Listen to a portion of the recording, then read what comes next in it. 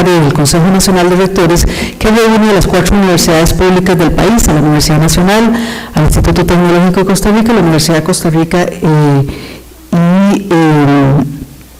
ya se me fue.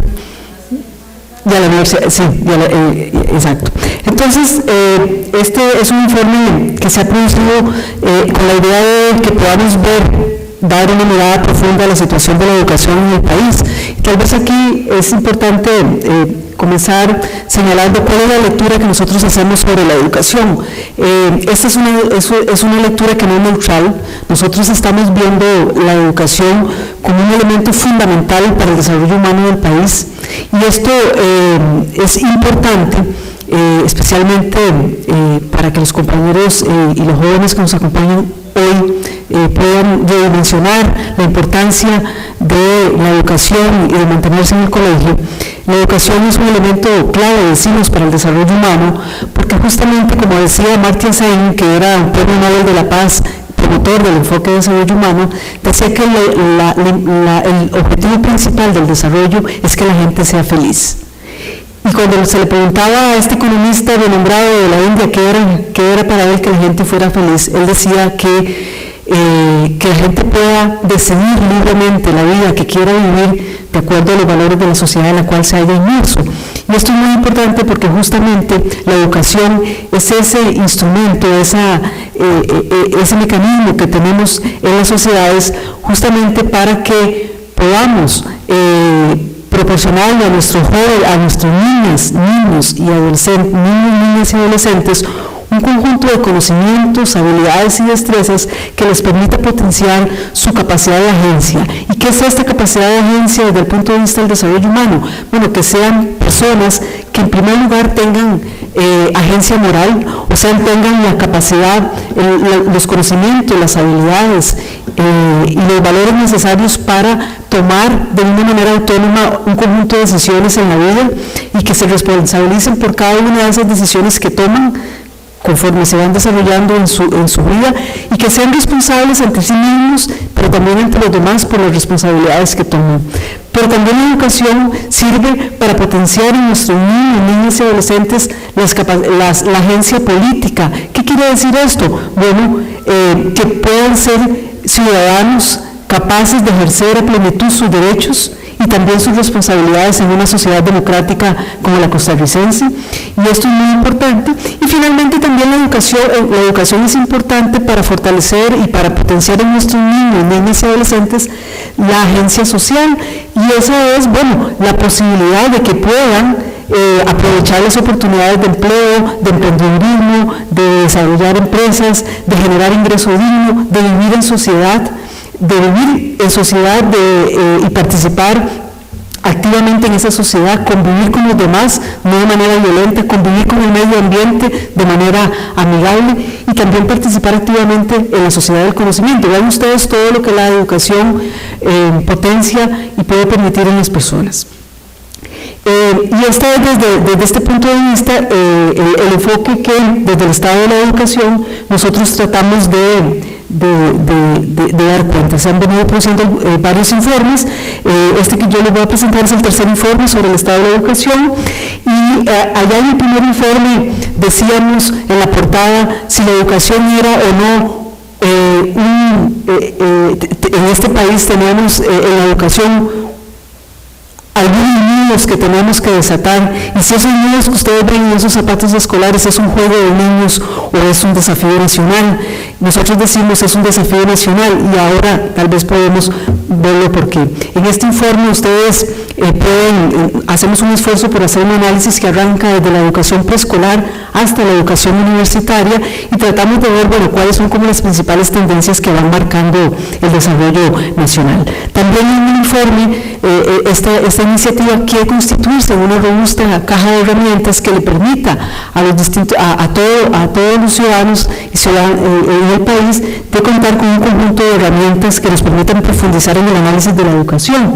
Y en esta línea hemos creado algunos instrumentos de análisis importantes. Por ejemplo, hemos integrado una base de datos georreferenciada con todos los centros educativos del país, juntando bases de datos proporcionadas por el INEC en cuanto a la georreferenciación de los centros educativos, con las bases de datos, por ejemplo, del Ministerio de Educación acerca de los distintos centros educativos del país. Y esto nos ha permitido, pues, tener un instrumento que nos permite ver espacialmente dónde tenemos nuestros centros educativos. Y acá tal vez vean ustedes, por ejemplo, este es el mapa de los colegios de Costa Rica allá antes de 1950.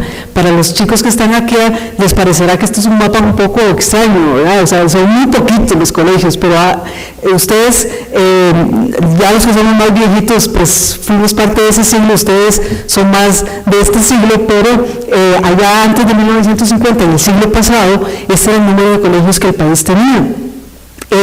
Entre el 51 y el 60 se fue expandiendo los colegios. Vean que hay una tendencia marcada desde el principio, concentrado mayoritariamente en el Valle Central, en el área central del país. Entre el 61 y el 70 se fue expandiendo, ¿verdad? Ya en el 71 y hasta la década de los 80 tuvimos una expansión más importante.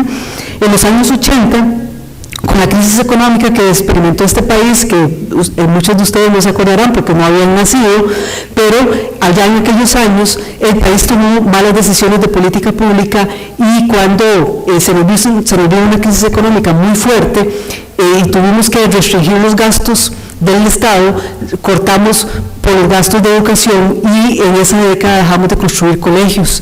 Fue un error muy grave, porque muchos chicos y chicas no pudieron ingresar a los colegios. Muchos no ingresaron por las situaciones económicas, por la situación económica, pero también porque dejamos de construir colegios. Y esa decisión, ese error histórico en una decisión política, nos ha costado años recuperarnos, porque hasta el censo del 2000, cuando el INEC hizo el censo del 2000, nos dimos cuenta que una generación total había dejado de ir a los colegios. Esa generación hoy está en el mercado del trabajo, y es la gente que no puede encontrar mejores trabajos porque no tiene mayores niveles de educación.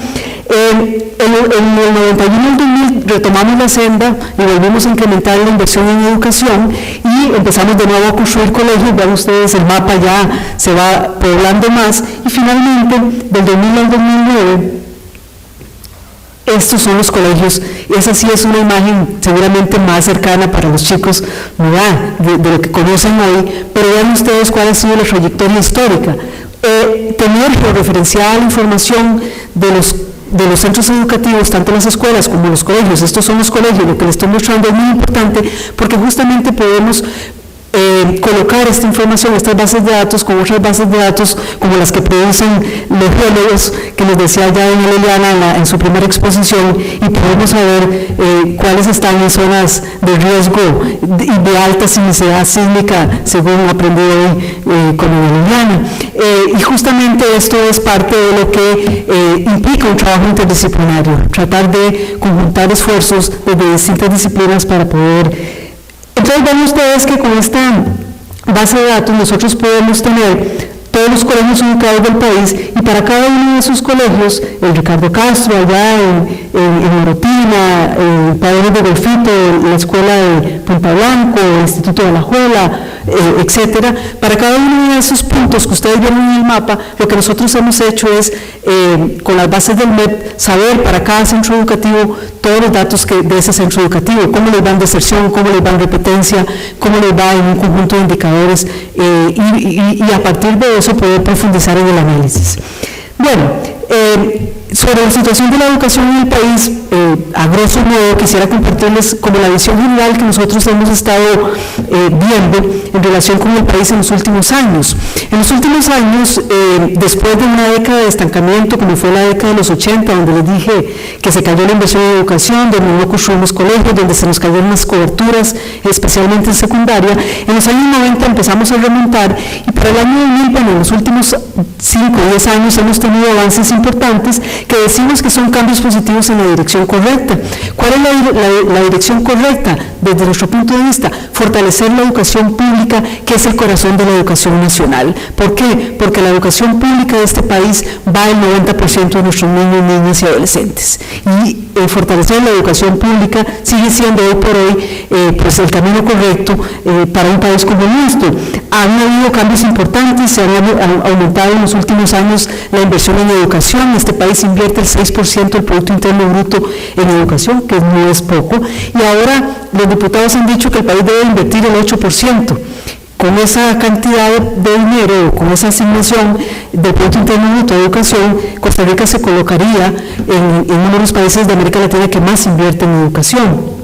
Esto es muy importante porque es ir en la dirección correcta. O sea, lo importante es que vaya aumentando la inversión en la educación en un país que no tenemos que gastar en ejércitos. Por ejemplo, otros países gastan en ejércitos, nosotros no tenemos que gastar en ejércitos. O sea, es un país que ha apostado al desarrollo humano, y apostar al desarrollo humano es apostar a nuestra gente, a salud, a educación, a vivienda.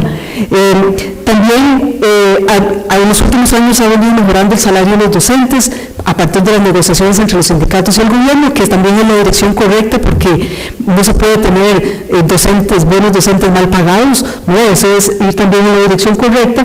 Y también en los últimos años hemos venido teniendo un aumento en las tasas de cobertura en todos los niveles educativos. Tal vez este gráfico que acaba de pasar, que es muy rápido, ustedes lo ven, la primera línea es allá en 1999, cómo teníamos las coberturas, y el 2009, ven ustedes cómo ha aumentado desde todas las coberturas, desde preescolar hasta la educación universitaria. Tenemos aumentos importantes en las coberturas, o sea, la gente que está yendo al sistema educativo se ha incrementado en todos los niveles, lo cual también es la dirección correcta.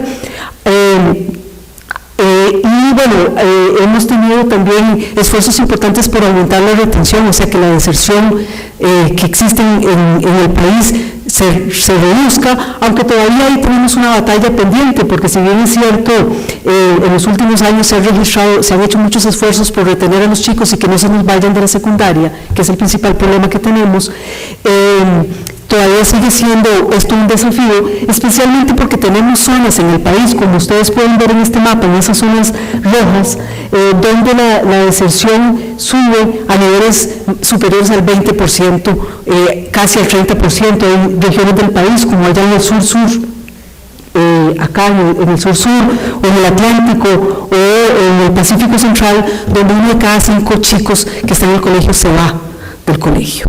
Y eso para este país es un desafío, el desafío nacional más importante.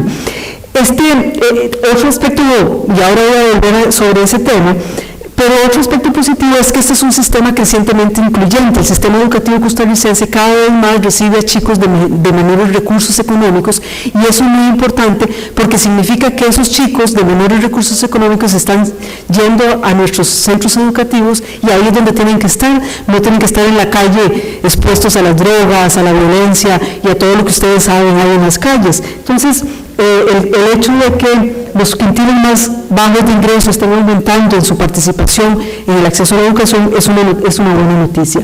También en la preparatoria, por ejemplo, más del 70% de los niños que ingresan al preescolar costarricense vienen de hogares con climas educativos bajos. Eso significa que son hogares con padres con primaria incompleta o secundaria incompleta. Entonces ven ustedes qué importante y qué responsabilidad para el sistema educativo estar recibiendo a estos niños, porque es la gran oportunidad que tiene este país de nivelar la cancha desde el principio, de que todos tengan iguales oportunidades, si hacen un sistema público de calidad. Ven ustedes, y en este gráfico me quiero detener, porque en materia de coberturas educativas, en unas cosas estamos muy bien y en otras no vamos muy bien. En lo que tiene que ver con preescolar, tenemos todavía el interactivo de los chicos de 4 a 5 años, una cobertura que anda alrededor del 50%. En los chicos que van de 5 a 6 años, en el kinder, lo que nosotros conocemos como el kinder, ahí tenemos una cobertura del 90%. En primaria, este país desde hace 2 siglos apostó a la universalización de la primaria, y ahí tenemos un 100% de cobertura, aunque ahora el censo nos dice ahí que tenemos algunas áreas donde donde no tenemos cobertura total. Pero vean ustedes que el gran problema que tenemos en este país es el cuarto ciclo. O sea, somos un sistema exitoso en llevar a los niños, todos, a primaria, pero somos un desastre en lograr que terminen la secundaria. Y para darles un ejemplo concreto de los cálculos que se han hecho a partir de la información del MEP, de cada 1.000 niños que entran en primaria, solo 365 lograrán graduarse de la secundaria. Vean ustedes que la pregunta es, ¿y dónde se quedan los 600 restantes? Entonces, ven ustedes, chicos, ustedes que están ahí sentados en esas butacas, terminen esa secundaria porque si no se van a entrar en esas estadísticas que son las estadísticas fatales. Estos chicos que no logran terminar la secundaria son los que van a tener muy pocas oportunidades para mejorar sus ingresos el resto de su vida. No obstante que estos avances que hemos venido teniendo, el sistema educativo costarricense sigue teniendo vastas áreas del sistema educativo que siguen aletargadas y con problemas. Y esos problemas se constituyen, decimos nosotros, en verdaderos pesos muertos del desarrollo nacional. ¿Y cuáles son esos problemas? Dirán ustedes, rápidamente menciono algunos. Por ejemplo, hay un déficit acumulado de infraestructura, tenemos un déficit muy importante de la calidad de la infraestructura. Aun cuando en los años 90 empezamos a construir colegios, como ustedes lo vieron en aquel mapa, los colegios que existían los dejamos como estaban. Es como una casa donde hay goteras y nunca le entramos a las goteras. Bueno, después de cierto momento nos cae encima el agua porque eso ha pasado mucho en la infraestructura de nuestros colegios. En un país que llueve 12 meses al año y tiembla todo el tiempo, ¿verdad? Ustedes pues comprenderán que eso es un atentado para la calidad de la educación en el país.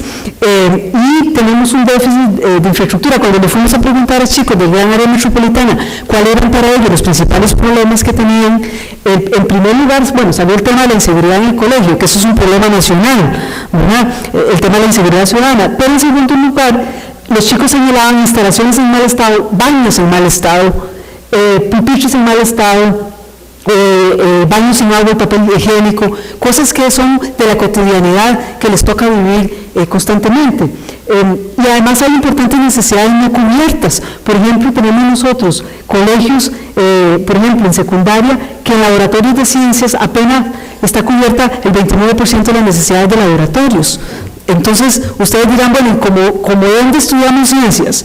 Bueno, ciertamente tenemos un ambiente muy proclive para hacer experimentos al natural, pero ciertamente colegios y laboratorios de ciencias pues implican restricciones importantes. Vean ustedes, por ejemplo, estas son fotos de colegios en el gran área metropolitana. Acá, nada más para ejemplificarles, esto es un aula. Y aquí esos son los cables eléctricos, acá abajo hay un chico sentado, cualquier momento se electrocuta si esos cables le caen encima. Bueno, esas no son condiciones de una educación de calidad, ¿verdad? Ni mucho menos. Hay muy pocos, como decíamos, un porcentaje de instituciones del tercer ciclo de la educación diversificada que cuentan con al menos un laboratorio de ciencias. Realmente son muy pocos los porcentajes, y esos porcentajes son mayoritariamente, son mayores en la educación privada que en la educación pública.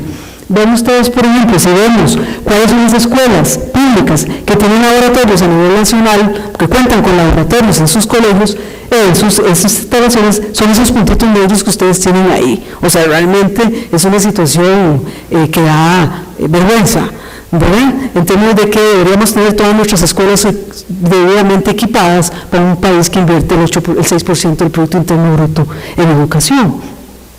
Además, otro problema que tenemos en el sistema educativo es los problemas de rendimiento académico. 1 de cada 5 estudiantes reprobó en secundaria en el 2009, y esta es una estadística que es altamente volátil, en vez de mejorar, la volatilidad de este indicador en los últimos años se ha mantenido sub y baja, y esa sub y baja no nos sirve. ¿Qué es lo que nos sirve? Que los chicos cada vez menos repitan. ¿Por qué? Porque si se van quedando y se van quedando, esto es un estímulo para luego salirse del colegio. Cuando yo tengo 13, 14 años y todavía estoy en séptimo, ¿qué color ir al colegio? Mejor me voy, ese es el razonamiento que se hace, porque ya estoy muy grande para estar en séptimo, ya tengo 15 años, ¿verdad? Y sigo en séptimo. Y este es un problema muy importante porque es una de las principales causas de deserción. También un dato que les traje es, ven ustedes, por ejemplo, el número de estudiantes que presentaron pruebas de bachillerato en ciencias. Ven ustedes cómo la carrera, digamos, en la materia privilegiada es biología. O sea, los chicos se escogen más biología y menos física y química, ¿verdad? Ahí hay un terror a las matemáticas por un lado y a todo lo que signifique, ¿verdad? Entonces la mayoría escogen biología y en las estadísticas, esos son la distribución en los exámenes de bachillerato. Y cuando vemos resultados de las promociones, bueno, ahí pues las promociones andan relativamente bien, aunque cuando vemos el promedio de notas de los exámenes obtenidos en las pruebas de bachillerato de ciencias, ya sea por biología, física o química, los promedios de las notas andan alrededor de 70. ¿verdad? Entonces tampoco es que entonces aquí hay todo un tema de la discusión de la forma como se enseñan las ciencias en los colegios, que también están relacionadas con que me motive o no a mí a seguir a una carrera universitaria en estas áreas.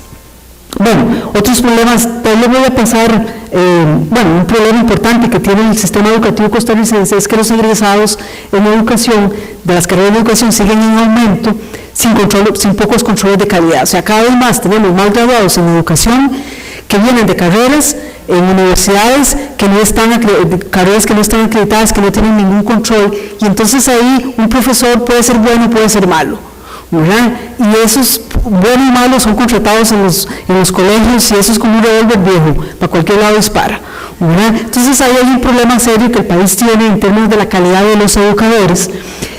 Y entonces decimos que, además el sistema tiene un problema importante, que es una compleja organización burocrática que es en el Ministerio de Educación, y las autoridades, dice el informe, presiden una institución fracturada con distintos centros de poder que hacen difícil encauzar el sistema educativo costarricense. Al final lo que tenemos es un sistema poco útil y eficiente, que resta agilidad a la toma de decisiones y afecta a la creatividad de los centros educativos. En general, los cambios, estos problemas que el sistema educativo tiene, hace que los cambios que estamos dando en materia de educación sean lentos e ineficientes. ¿Por qué? Porque para el perfil demográfico que Costa Rica tiene en este momento, que es una transición demográfica en la que estamos, deberíamos tener, por ejemplo, universalizada la educación secundaria, o sea que todos nuestros chicos todos los niños que entran a primaria se gradúen de la secundaria, cosa que no ocurre, y también deberíamos ya tener conformada una amplia y robusta capa de técnicos, profesionales y científicos, más amplia y mucho más robusta de los que tenemos. La que tenemos es de alta calidad, pero es muy pequeña, ¿verdad? Y en ese sentido, Costa Rica va tarde. Ven ustedes, por ejemplo, en este gráfico, respecto a la población con secundaria completa o más, o sea, cuáles son los países que logran más graduar a su población en secundaria.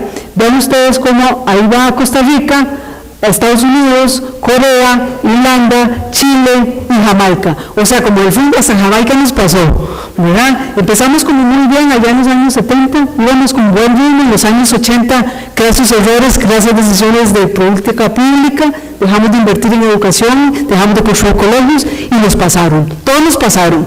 Entonces, por eso el Estado de la Educación dice que vamos tarde, sí, porque ya deberíamos tener una población mucho mayor con secundaria completa o más. ¿Cuál es lo que el informe señala? Bueno, que este país apenas un 40% de los chicos logran, entre 17 y 21 años, logran la secundaria superior, ¿verdad? Y eso es una catástrofe nacional. O sea, es un hueco del tamaño de la capa de ozono para este país, porque el hecho de que solo el 40% logre la secundaria significa que, se nos quedó un 60% fuera. Y este es el drama principal, el principal desafío. Como consecuencia, tenemos además de esto que las universidades gradúan pocos profesionales en ciencias básicas e ingenierías. O sea, básicamente, de esos pocos que logran entrar a la universidad, que son privilegiados, ¿verdad?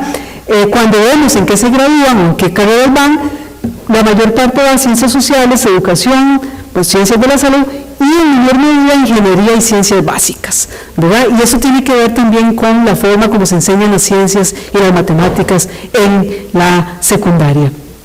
Diplomas otorgados en ciencias y tecnología según áreas de conocimiento, vean ustedes, ahí tenemos ciencias básicas, ingeniería, es más, los diplomas en ciencias de la salud. Cuando vemos esto por sexo, tenemos una proporción importante de mujeres que se reciben diplomas, pero cuando desagregamos estos diplomas encontramos que mayoritariamente esas mujeres se ubican en el área de salud, mucho menos en las ciencias básicas y en las ingenierías, que es lo que señalaba Jensi ahora en el video. Entonces, efectivamente, tenemos eso por otro lado en materia de educación técnica, que es la otra gran oportunidad que tenemos de graduar chicos para que sean técnicos. Costa Rica tiene apenas un 20% de la matrícula en colegios técnicos, y eso está muy lejano de otros países, por ejemplo, los países de Europa, de la OSCE, que han apostado a la educación técnica. Sus matrículas, su porcentaje de matrícula anda por encima del 50% en educación técnica, mientras que nosotros aquí apenas nos movemos en un 19-20% de colegios técnicos. Y además el otro dato importante es que cuando empezamos a construir nuevos colegios, allá en los años 90, hicimos más de lo mismo. En vez de aumentar las opciones de colegios técnicos, incrementamos las opciones de colegios académicos, o sea, más de lo mismo. Y por otro lado, el INA gradúa pocos técnicos especializados. El INA, que es una institución importante a nivel nacional, gradúa muy pocos técnicos. Vean ustedes, del 2009, del 51, de los 50.000 egresados que tuvo el INA, apenas el 73% se certificaron como trabajadores calificados, 28% como técnicos medios y nada más un 9% como técnicos especializados. En este gráfico, los técnicos medios son estos, el técnico especializado son estos amarillitos. Este técnico calificado que el INA graduó, este trabajador calificado es el que lleva un año en el INA, ¿verdad? O 6 meses en el INA. Los técnicos especializados son los que llevan 4 años en el INA, esos son los menos, ¿verdad? Entonces ahí también tenemos problemas por ese lado, de tal manera que cuando uno ve la pirámide de técnicos e ingenieros en el país, que constituyen más o menos el 3,4% de la población ocupada, la distribución es más o menos lo que ustedes tienen acá, un 2,9% de ingenieros, los de técnicos superiores, técnicos medios y una gran base de trabajadores calificados, que no está mal. El tema es esto delgadito de acá arriba, cuando debería ser más, ¿verdad? Y bueno, como decía Jane Green, en el caso de las mujeres, un elemento que es muy importante de entender es que las mujeres cada vez más están participando en el mercado laboral.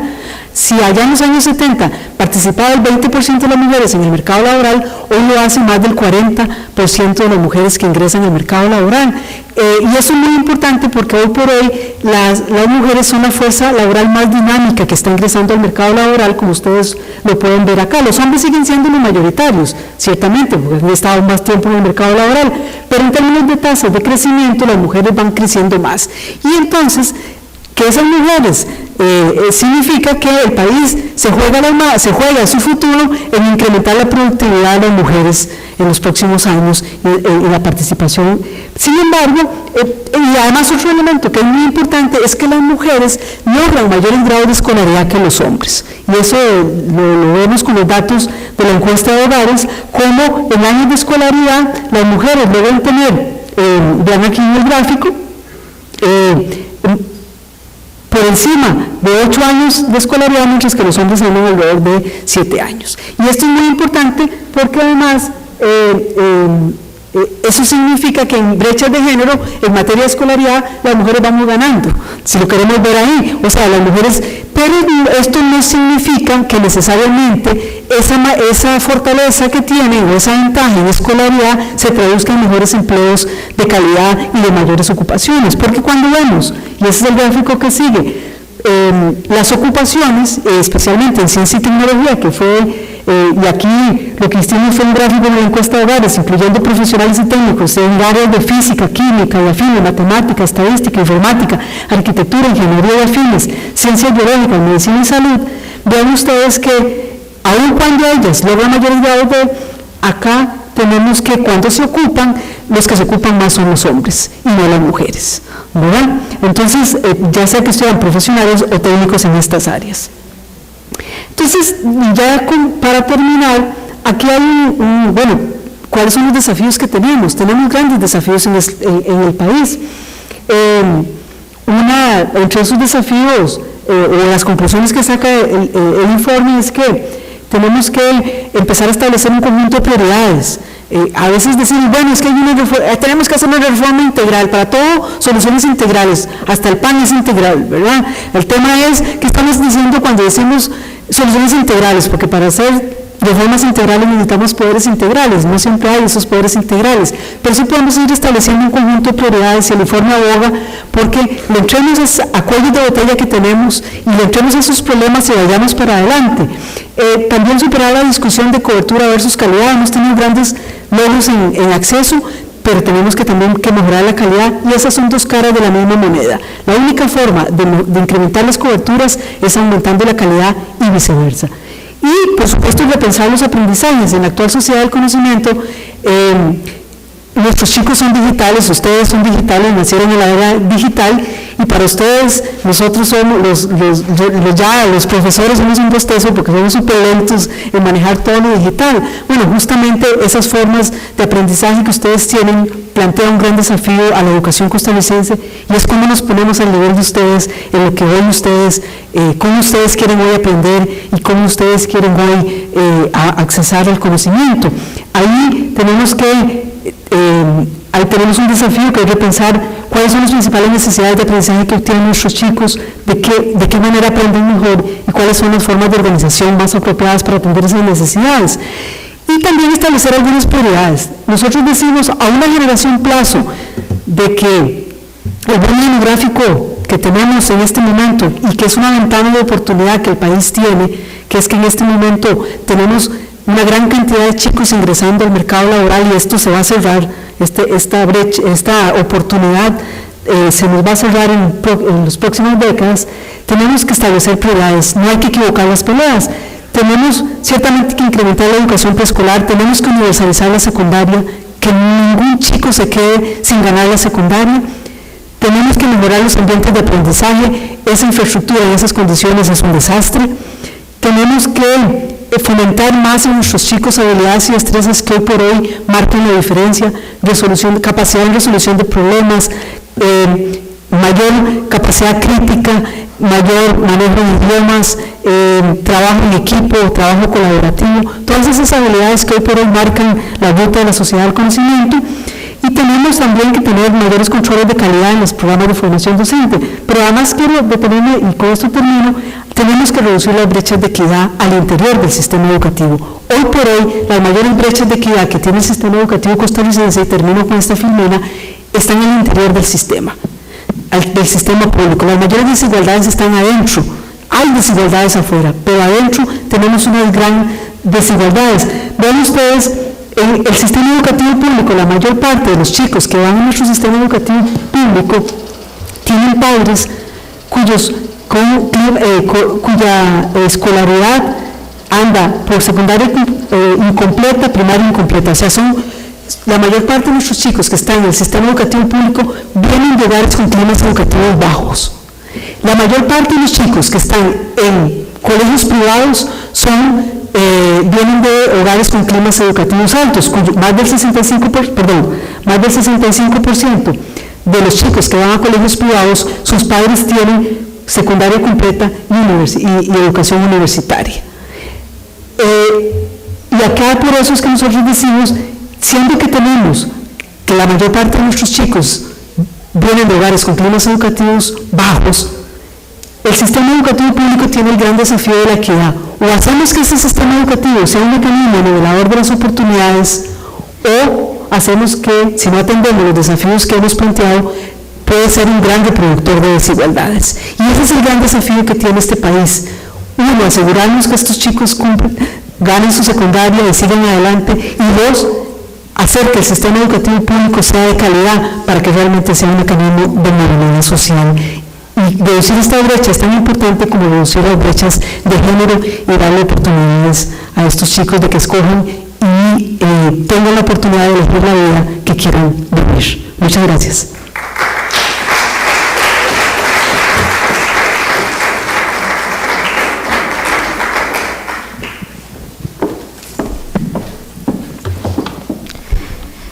¿Alguna persona tiene alguna consulta?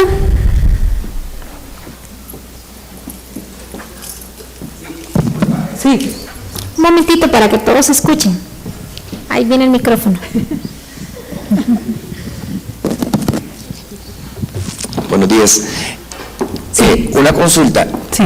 ¿Cómo maneja, por ejemplo, la brecha que estaba diciendo ahora, los lugares que quedan vacíos de los estudiantes que ingresan a la Universidad de Costa Rica, que no ingresan por nota y que tienen que migrar a una universidad privada y que son estudiantes que no, y por ejemplo, que de escasos recursos, como estábamos viendo en el último gráfico, que es muy interesante?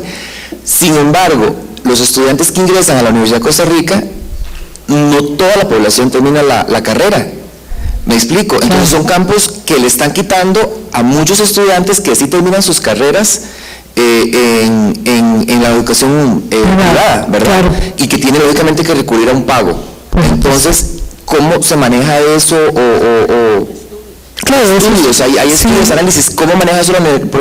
Por ejemplo, la Universidad de Costa Rica a nivel yo sé que es el Instituto de Investigaciones Psicológicas quien efectúa la prueba de admisión, pero ¿cómo se maneja realmente eso? O sea, debería depurarse un poco realmente de que el estudiante que ingresa a la universidad y muchos estudiantes abandonan la carrera y se incorporan luego y le están quitando un espacio a un estudiante que realmente podría terminar la carrera. Por supuesto, ahí eso es un tema importante y eso lo que plantea es un gran desafío al interior de las universidades públicas de fortalecer todos los estudios que tienen que ver con deserción, ¿verdad? Y que a veces no son los estudios que más se desarrollan, pero deberíamos estarlos haciendo y viendo más públicamente esos resultados para efectivamente medir ese grado de éxito o no que están teniendo los estudiantes, porque ciertamente, y coincido totalmente, esto es una oportunidad perdida para otro chico que pudo tener la oportunidad. Sí, eso es un tema que son parte, digamos, la identificación de estos desafíos, lo que plantea es, para cada uno de los distintos niveles educativos, un conjunto de tareas específicas que tenemos que ponernos a hacer, ¿verdad? El tema es cómo realmente logramos, por un lado, incrementar el número de estudiantes que están accediendo a las universidades, que como vemos acá, no son más, y además muchos de los que lo logran vienen de colegios privados, porque los colegios públicos no lo logran, ¿verdad? Entonces, claro, cuando se hacen las elecciones los procesos de admisión, pues estos tienen más oportunidades y ahí pues hay un reto de aumentar las posibilidades de acceso de nuestra población sin perder calidad, pero aumentar el acceso, pero una vez ya en nivel universitario ahí tenemos que afinar todas las baterías de estudios en términos de darle seguimiento a esos que entren para ver cómo les fue, ¿verdad? Y eso pues yo creo que es una línea de investigación fuerte que tenemos que profundizar. Gracias. Sí. Buenos días. Es una preguntita rápida. Como vemos, ciertas instalaciones de instituciones públicas, bueno, dan lástima, ¿verdad? Pero realmente han concientizado, han hecho un estudio de toda la burocracia que uno tiene que realizar para poder arreglar algo, ¿verdad? Que es increíble. Porque a veces la gente piensa, mira, no hicieron eso, no hicieron lo otro, pero es que no saben todo el proceso que hay detrás de eso, ¿verdad? ¿Han hecho estudios o...? Sí, en este tema, bueno, decíamos ahí que una compleja organización burocrática es uno de los pesos muertos, ¿verdad?, de este sistema, que tiene una compleja organización burocrática que para todo lado hay que andar pidiendo permiso, ¿verdad? Pero se hizo un estudio sobre las juntas de educación, por ejemplo, es un estudio que hicimos con Manuel Fallas y encontramos ahí, bueno, uno de los problemas también importantes son las juntas de educación, que tienen más bien superávit acumulados porque no pueden gastar, o sea, no son capaces de gastar el dinero que tienen ahí, pero eso es también mucho por la calidad de la gente que está en estas juntas y los niveles de eficiencia que tienen. Pero hay toda una maraña, ¿verdad? Una maraña institucional que es muy difícil. A veces no es solamente falta de recursos, es un tema de esa maraña institucional y de la capacidad de ejecución de los instrumentos que ya tenemos, ¿verdad? La compañera. Ya. Buenas, mi nombre es Olga Vega, yo trabajo para el Ministerio de Educación. Desgraciadamente para el Ministerio de Educación, como es un gran compendio desde hace 1000 años de burocracia, no hay cosa que no se realice por eso. A nuestros estudiantes les estamos dejando una gran brecha, un gran hueco del tamaño del ozono. ¿Por qué? Porque el gobierno no se ha sentado a quitar este tipo de cosas. Pero estos son luces rojas que tenemos hace mucho tiempo y que desde hace mucho tiempo están los chicos diciendo esto no está bien y necesitamos cambios, pero todos los años no sé cuánto tiempo se ha hecho esto y dígame, hasta dónde esto es simplemente una luz roja, porque siguen los muchachos estando en la calle, siguen los indios esperando que llegue hasta ahí su educación en su idioma, ¿me entiende? O sea, hasta dónde esto es solo una luz roja, hasta dónde no se toman decisiones. Bueno, ciertamente estamos entrampados en un país que el nuevo político es muy difícil, ¿verdad? Desde lo que podemos hacer, las instituciones que queremos aportar al desarrollo, bueno, es ser lo más fieles en el diagnóstico para que no se nos acuse de falta de información. No, la información no existe, y pues hay que repetirla y repetirla. Alguna vez le preguntaban a don Miguel Gutiérrez, el director del Estado de la Nación, pero es que ustedes siempre dicen lo mismo. No, lo que pasa es que las elecciones, los problemas siguen estando ahí, y entonces él decía, hay que repetir y repetir y repetir hasta que nos escuchen, ¿verdad? Entonces yo creo que es un poco el tema, tenemos que seguir, y la ciudadanía tiene que empoderarse en esa línea. Entonces, bueno, gracias. ¿Tienen ustedes cuantificado cuánto de esa falta de concreción de la educación secundaria es afectada por el examen de bachillerato? No necesariamente, ¿verdad? Hay un peso ahí, pero no es la causa fundamental. Bueno, podemos decir que no es la causa fundamental. La causa fundamental es el rezago, o sea, la repitencia de los chicos que van repitiendo y repitiendo y que ni siquiera llegan a hacer el examen de bachillerato, ¿verdad? El examen de bachillerato tampoco es que sea, ¿verdad?, el non plus ultra, y a veces lejos de aportar restringe, pero no es, digamos, la causa principal. El problema que tenemos es que con todas las críticas que el bachillerato tiene, es como el único mecanismo que este sistema tiene para averiguar si efectivamente los chicos están aprendiendo algo, ¿verdad? Decimos no es el mejor instrumento. En los países desarrollados se hacen otros instrumentos, por ejemplo muestras selectivas, no de pruebas con consecuencias como esta, ¿verdad?, sino muestras para ver cómo les está yendo y tomar las decisiones a tiempo antes de que les vaya mal, ¿verdad? Ahora el país ha estado avanzando un poco en esto con las pruebas de diagnóstico de sexto y tercer año, que antes eran obligatorias, pero lo cierto es que tenemos un sistema que todavía en materia de evaluación deja mucho que desear, ¿verdad?, en la forma como estamos evaluando. Apostamos a una educación memorística, mecánica, cuando todo nos dice, el mundo nos dice que es otro el tipo de formación que debemos de tener, ¿verdad? Pero el sistema está entrampado en un esquema muy tradicional, ya superado del siglo pasado.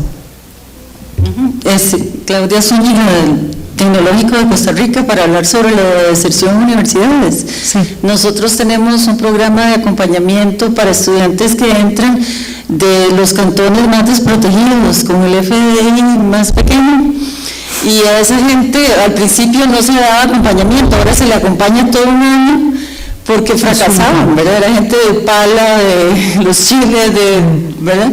Y se han logrado muy buenos resultados. El acompañamiento consiste en que ellos tienen que ir unas semanas antes y les dan cursos en matemáticas, en física, que son, y en química, que es como en donde vienen más flojos. Y también hay todo un seguimiento de eso, bueno, mi universidad es bastante pequeña, de las personas que tienen RNs. Se manda, bueno, a psicología para ver qué es el asunto, y se meten, hay programas especiales para que pasen para ayudarles a comprender esas materias y que las puedan pasar. Justamente esos son uno de los mecanismos que el criterio nuestro nos parece de los mejores mecanismos, ¿verdad? O sea, cómo lograr articulaciones entre el nivel superior y el nivel de secundaria. Porque ¿qué es lo que pasa? Por ejemplo, en los colegios privados, los chicos llevan cálculo desde cuarto año, ¿verdad? Llevan cálculo, llevan matemática universitaria. Esos chicos están privilegiados, entran muertos de risa, ¿verdad? Mientras que los chicos en los colegios públicos llegan a conocer integrales cuando entran, ¿verdad? Entonces, bueno, justamente esa es una línea muy importante y esa hay que fortalecer esos programas, sin lugar a dudas. El tema ahí es cómo las universidades no le hacen la tarea al sistema de secundaria. O sea, la secundaria tiene que lograr realmente poner a esos chicos a tono, ¿verdad? O sea, desde las universidades se pueden hacer todos esos esfuerzos y todos esos esfuerzos son muy válidos y son muy importantes, pero siempre van a ser insuficientes, ¿verdad? Porque no se le va a llegar a todos. Y necesitamos que del otro lado haya. Y ahí el tema de la calidad de los docentes es fundamental. O sea, el tema de evaluar a los docentes y saber que si la mayor parte de los que están enseñando matemáticas no saben de matemáticas, hay una alerta roja donde las universidades sí pueden incidir en mejorar la capacidad de estos profesores de enseñanza de las ciencias en general, ¿verdad? Y eso me parece que ahí sí las universidades pueden articular mejor, pero ciertamente sigue siendo una gran responsabilidad de la secundaria pública. Bueno, le dejaré acá, muchas gracias y doy paso a la compañera. Gracias.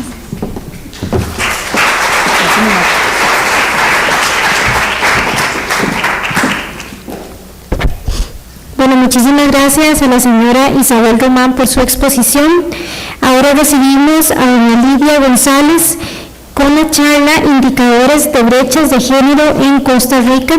Doña Lidia nos acompaña de parte del Instituto Nacional de Estadística y Censo, que es el INEC.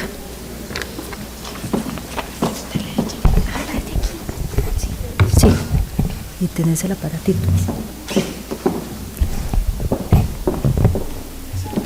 Gracias. Ahí es para adelante. Gracias.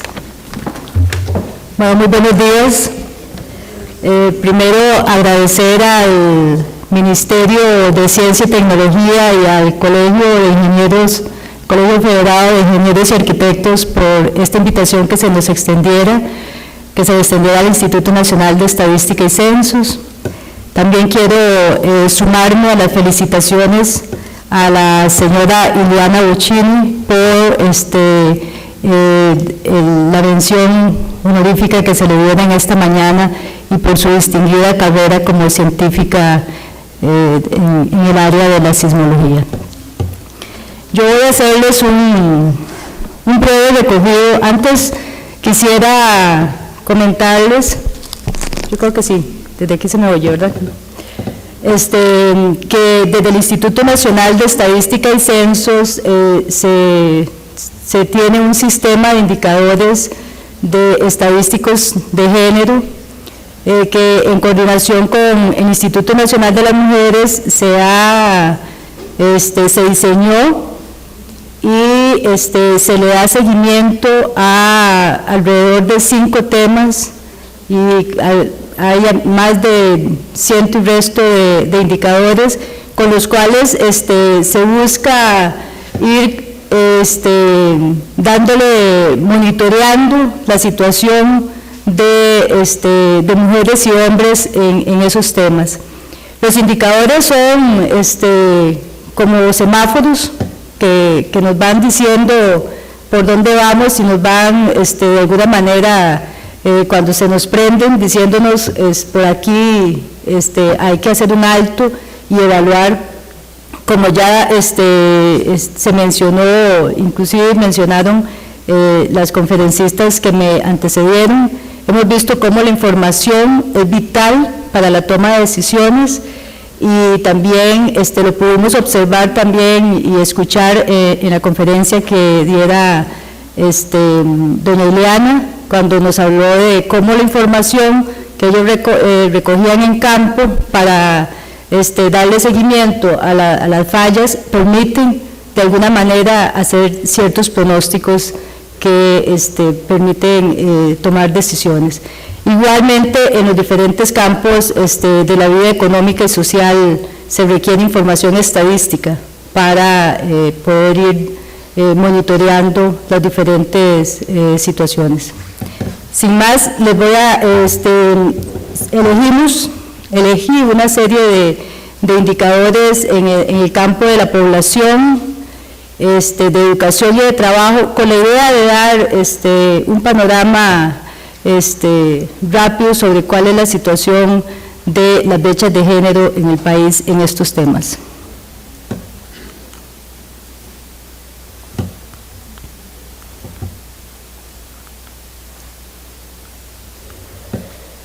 Acá tenemos un gráfico con el que estamos mostrando cuál es la composición de la población de Costa Rica y cómo se ha ido modificando a través de los años. Por ejemplo, en el gráfico que tenemos acá en 1984, podemos ver cómo en esta pirámide de la población, la pirámide estaba más ensanchada en los grupos de población más jóvenes.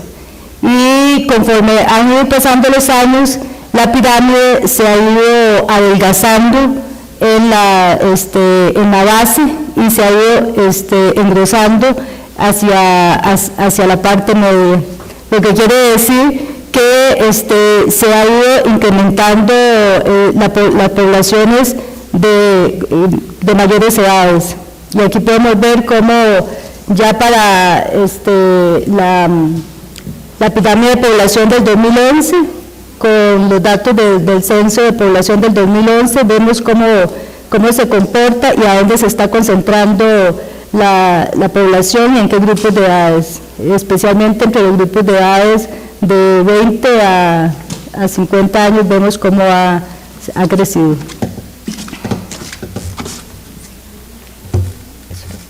Este tiene.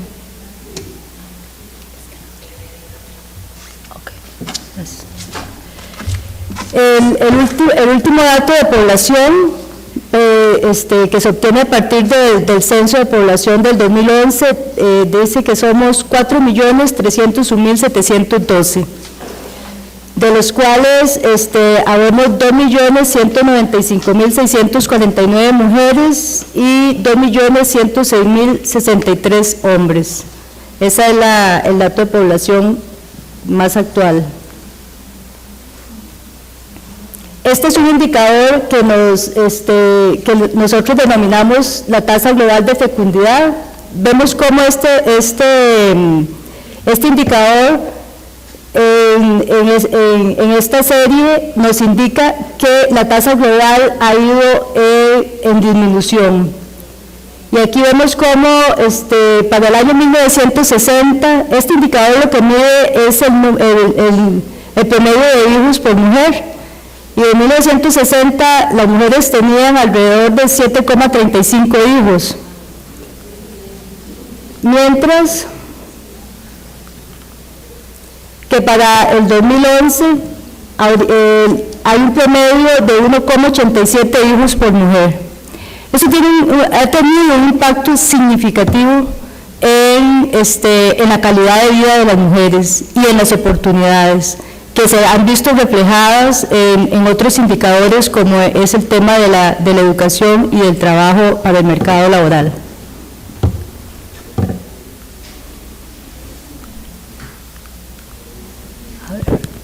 Ups.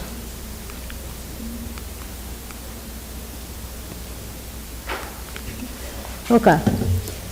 Aquí tenemos otro indicador que le llamamos el de esperanza de vida al nacer. Este indicador ha mostrado que se ha incrementado en 16 años, que pasó de 60 años en 1955 a 79 años en la actualidad. Y este indicador se comporta de manera diferenciada en hombres y en mujeres. Las mujeres tienen una mayor esperanza de vida de 82 años y los hombres de 79 años. Eso también tiene impactos muy importantes dentro de la estructura poblacional.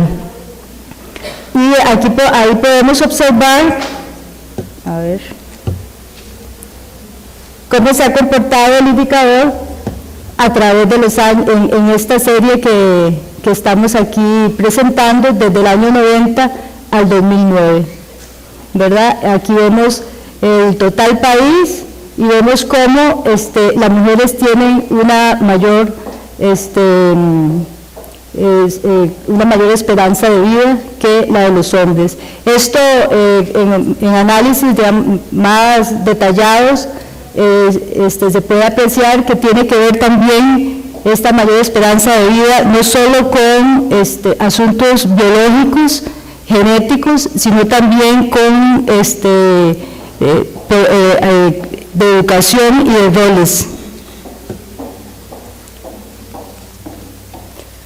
Eso en cuanto a la población, ¿verdad? Vemos cómo entonces la población se ha ido modificando la estructura y cómo hay una mayor esperanza de vida, lo que significa también retos diferenciados para el sistema social y económico del país. En cuanto a la educación, bueno, ya vimos en la presentación que nos hicieron anteriormente, un análisis muy detallado sobre cómo se comporta, en qué estado está precisamente la educación en este momento. Yo acá lo que les voy a mostrar son algunos gráficos que nos indican cuál es el comportamiento en algunos indicadores y cuáles son las brechas que se presentan entre mujeres y hombres.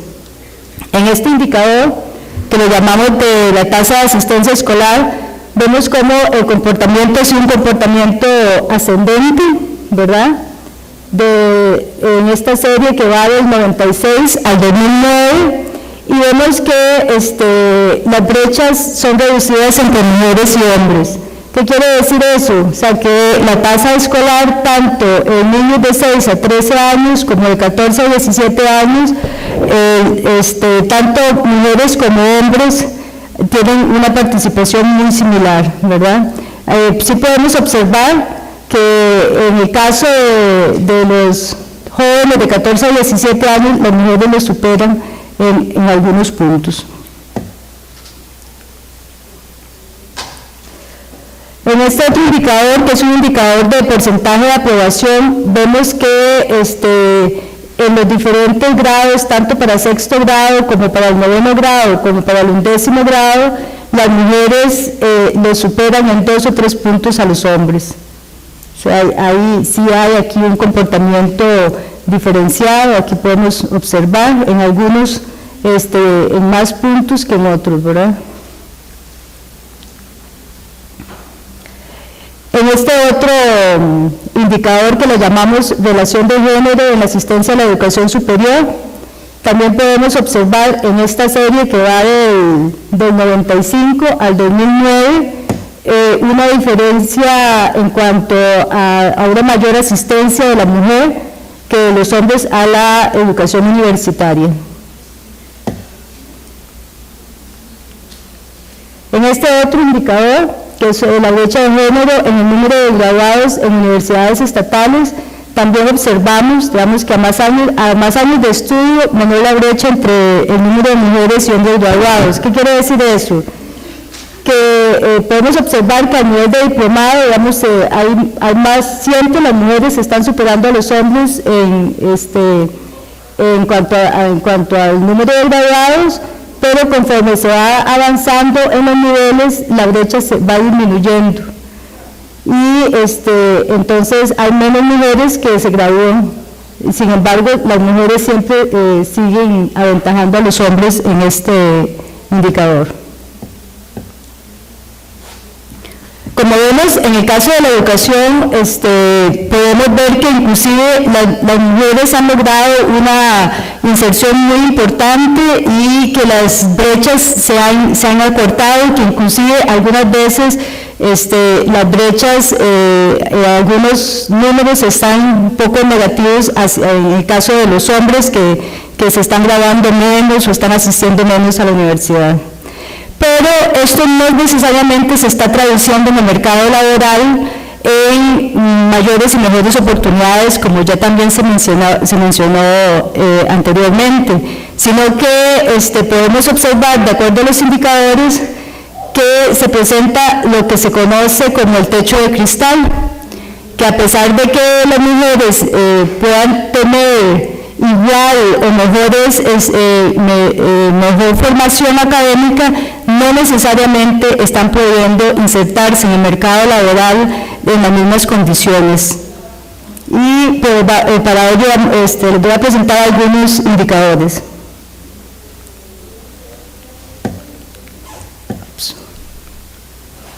Bueno, este es uno de los indicadores que ya les presentaron y es el que denominamos las tasas de participación. Vemos cómo, a pesar de que las mujeres se están graduando en mayor cantidad, no tienen la misma participación en el mercado laboral, aunque se ha ido incrementando, las brechas entre mujeres y hombres se mantienen y son significativas.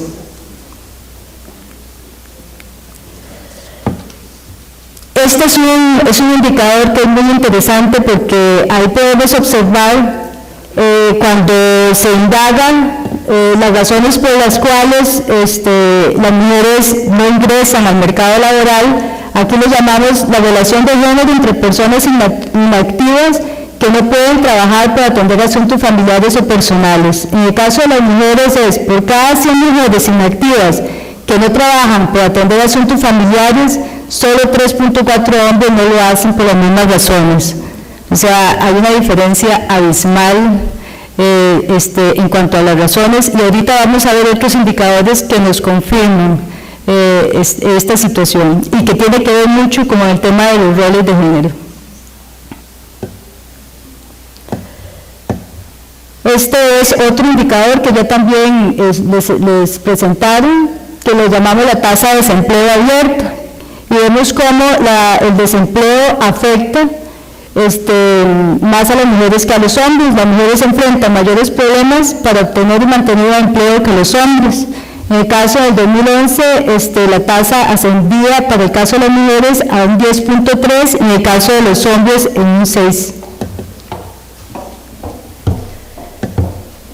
Este es otro indicador que es un indicador muy interesante, que le llamamos la tasa de subutilización total, y tiene que ver con las mujeres en este indicador son las más afectadas y son aquellas que muchas veces la jornada están dentro del mercado laboral, pero con jornadas laborales reducidas o 5 minutos. Okay. O están con una jornada laboral no reducida, pero están obteniendo una insuficiente remuneración por el trabajo que realizan. Y aquí vemos cómo son las mujeres las que están más afectadas por esta situación. Esta es lo que nosotros llamamos una distribución de la población ocupada según el grupo ocupacional. Y aquí vemos claramente cómo el mercado laboral está segregado. ¿Qué quiere decir eso? Que quiere decir que las mujeres se concentran en ciertas ocupaciones y los hombres en otro tipo de ocupaciones. Y digamos, aquí podemos apreciar el tipo de ocupaciones en las que las mujeres más se emplean, especialmente en lo que es servicios, enseñanza, salud, mientras que los hombres están más concentrados en estas áreas que tienen que ver más con agricultura, construcción e industria. Esto tiene mucho que ver también con las oportunidades y los ingresos que puedan obtener las mujeres. Y aquí este es un grafiquito que lo generamos precisamente para ilustrar en el caso particular nosotros llamamos subgrupo ocupacional, pero tiene que ver con las tecnologías de información y comunicación, arquitectura, ingeniería de afines, matemática, estadística de afines, física, química de afines, cómo los hombres siguen dominando estas áreas. Solo acá podemos ver que ha habido, digamos, que hay una relación un poquito más paritaria cuando son matemáticas, estadísticas y otros tipos de ocupaciones que tengan que ver con eso. pero en lo que son las ingenierías, la arquitectura, la física y la química, siguen dominando mayormente los hombres. Y esto también confirma algunos de los datos que se dieron anteriormente. Este es un indicador que igual nos sigue confirmando que las mujeres siguen estando en desventaja. Acá es el porcentaje de población de 15 años y más sin ingresos propios. Aquí vemos cómo son las mujeres las que mayormente están afectadas, pero que no tienen ingresos propios, ¿verdad? Quiere decir que posiblemente no están dentro del mercado laboral por diferentes razones y entonces eso significa condiciones de dependencia que les afectan en su vida privada.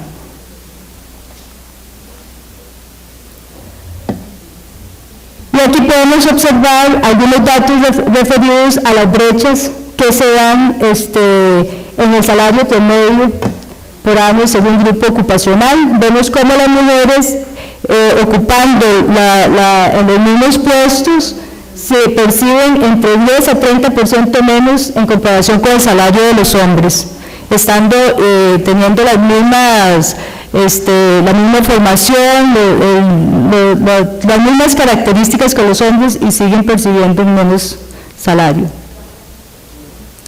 Y acá, este es un gráfico que nos muestra el tema del uso del tiempo.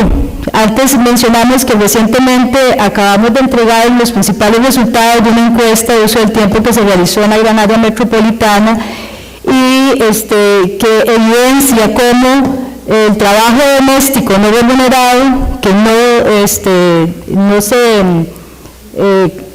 el trabajo doméstico no remunerado no se reconoce como trabajo, ¿verdad?, sino que se le llama inclusive solo como oficios domésticos y dentro de las estadísticas oficiales se sigue registrando para aquellas quienes declaren que se dedican a oficios domésticos como una población inactiva. Pero acá podemos observar cómo el trabajo doméstico no remunerado recae fundamentalmente en las mujeres. ¿Cómo afecta esto en el caso de las mujeres para su desarrollo profesional y personal? Bueno, fundamentalmente la limita para poderse insertar al mercado laboral y por eso aquel indicador de su utilización podemos ver cómo las mujeres prefieren trabajar muchas veces jornadas parciales porque tienen que atender a los hijos, atender todo el trabajo doméstico y eso significa una carga muy importante y eso incluso limita su desarrollo profesional. Bueno, la voy a dejar hasta acá. Aquí les traía algunos datos que tienen que ver con la situación de las mujeres a nivel mundial y en cuanto los indicadores que estaba mostrando, cuánto nos acercan o nos alejan de la situación de la mujer en el mundo. En este caso les traía un gráfico que muestra cómo a nivel mundial la fertilidad ha disminuido, pero aún se mantiene alta en ciertas regiones. Y como vemos en el caso nuestro, nosotros ahorita estamos, solo les voy a mostrar una más acá, estamos en el grupo de los 55 países, a ver si es cierto, que estamos debajo del reemplazo, o sea, en lo que son las tasas de fertilidad. Bueno, y con esto entonces concluyo mi presentación. Gracias.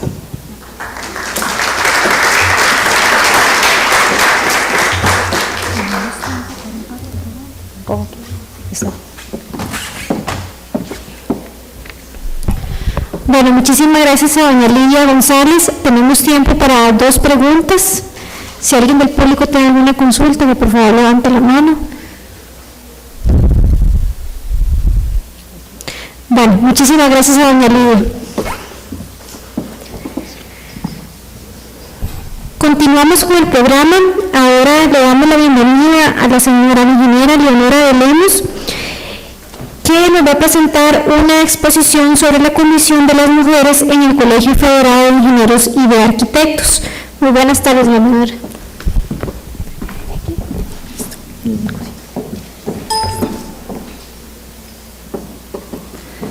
Bueno, muy buenos días. Bienvenidas a todas al Colegio Federado. Para nosotras, como ya les han dicho, es un placer tenerlos acá en esta actividad y compartiendo algunos datos. Yo voy a hacer una presentación breve contándoles cuál es la situación actual de las mujeres dentro del Colegio Federado de Ingenieros y de Arquitectos. Bien, primero, para ubicarnos, ¿qué es el Colegio Federado? A grandes rasgos podemos decir, de una manera, una definición muy básica, decimos que es el ente encargado de regular el ejercicio profesional de la ingeniería y de la arquitectura en el país, ¿verdad? Y como ente encargado de eso, dentro de su ley orgánica, tiene algunos principios dentro de los que, y sus fines principales, más bien, dentro de los que tenemos que resaltar que están el estimular el progreso de la ingeniería y de la arquitectura, así como de las ciencias, artes y oficios vinculados a ellas. Promover las condiciones educativas, sociales y económicas y técnicas, artísticas y legales, etcétera, ¿verdad?, necesarias para la evolución de las profesiones y también de las personas que ejercen esas profesiones. Y además, otro de los principios muy importantes es mantener la unión entre los miembros de los diferentes colegios, fomentar la cooperación recíproca y la integración de las diferentes profesiones. El Colegio Federado está conformado por 5 colegios profesionales, ¿verdad?, el Colegio de Ingenieros Civiles, el Colegio de Ingenieros Tecnólogos, el Colegio de Ingenieros Electricistas, Mecánicos e Industriales, Colegio de Arquitectos y el Colegio de Ingenieros Tecnólogos, básicamente. Ya específicamente dentro del Colegio Federal pues se ha creado una comisión de género que se conformó, es una comisión paritaria, por lo tanto tiene miembros de cada uno de los colegios que forman parte del Colegio Federal. Esta fue nombrada en Junta Directiva General aproximadamente desde el 2008. Y como vemos, entonces cada uno de los colegios miembros tiene dos miembros en la comisión paritaria.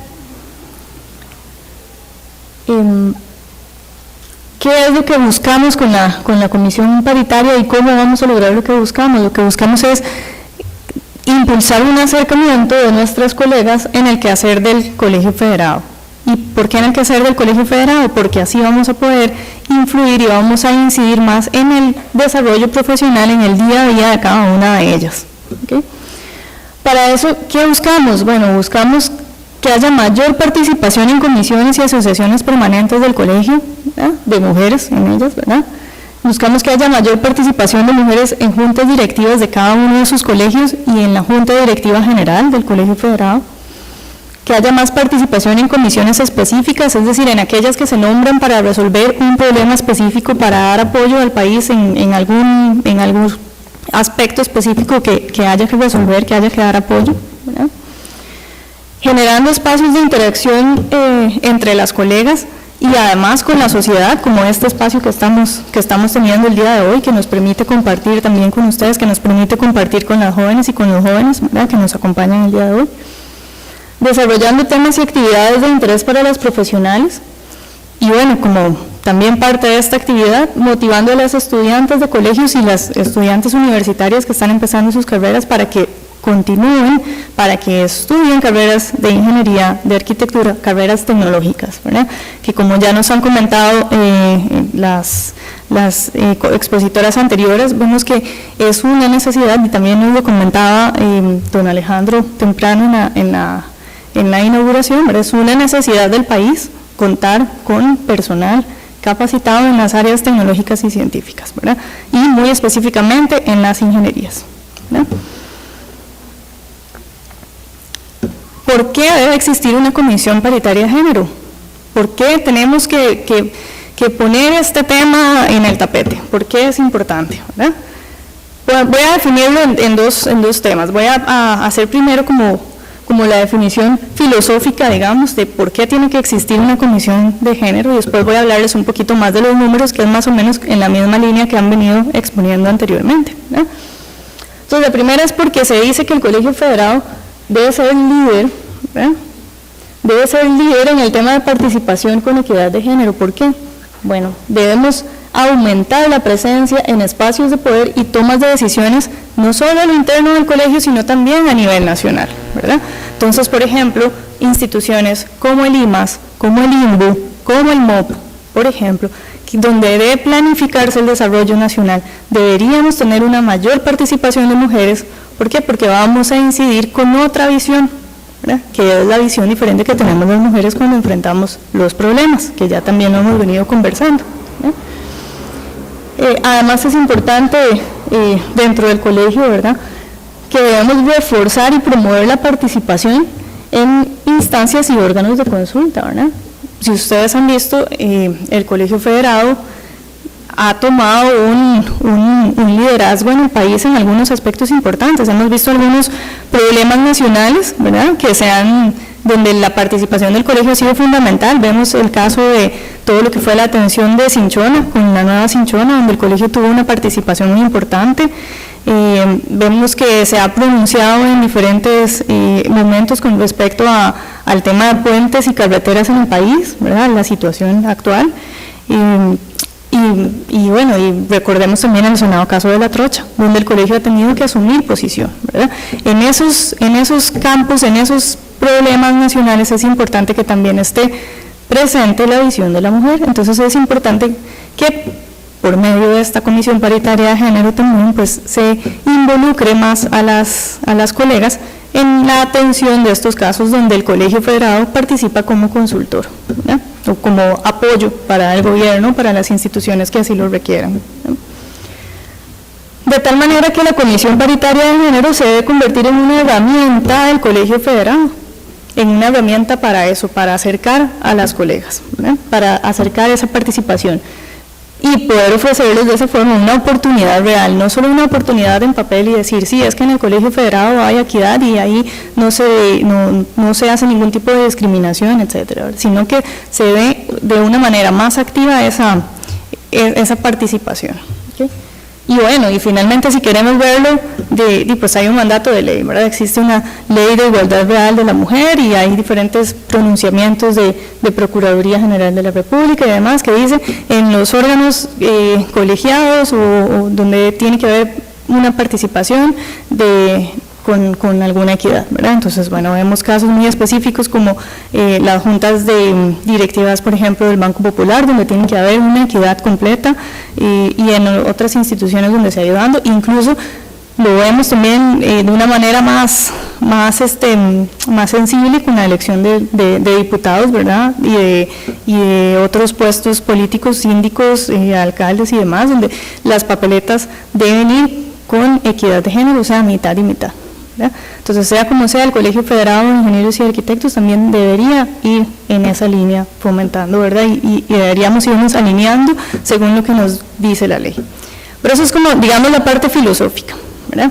Eso es como lo que está debajo, detrás. Ahora veamos qué es lo que ha ido pasando en números, ¿verdad? Esta gráfica de acá es una gráfica que está hasta algún momento del 2007, hasta la mitad del año 2007 en cuanto a las incorporaciones, por eso aquí se ve un número un poco bajo.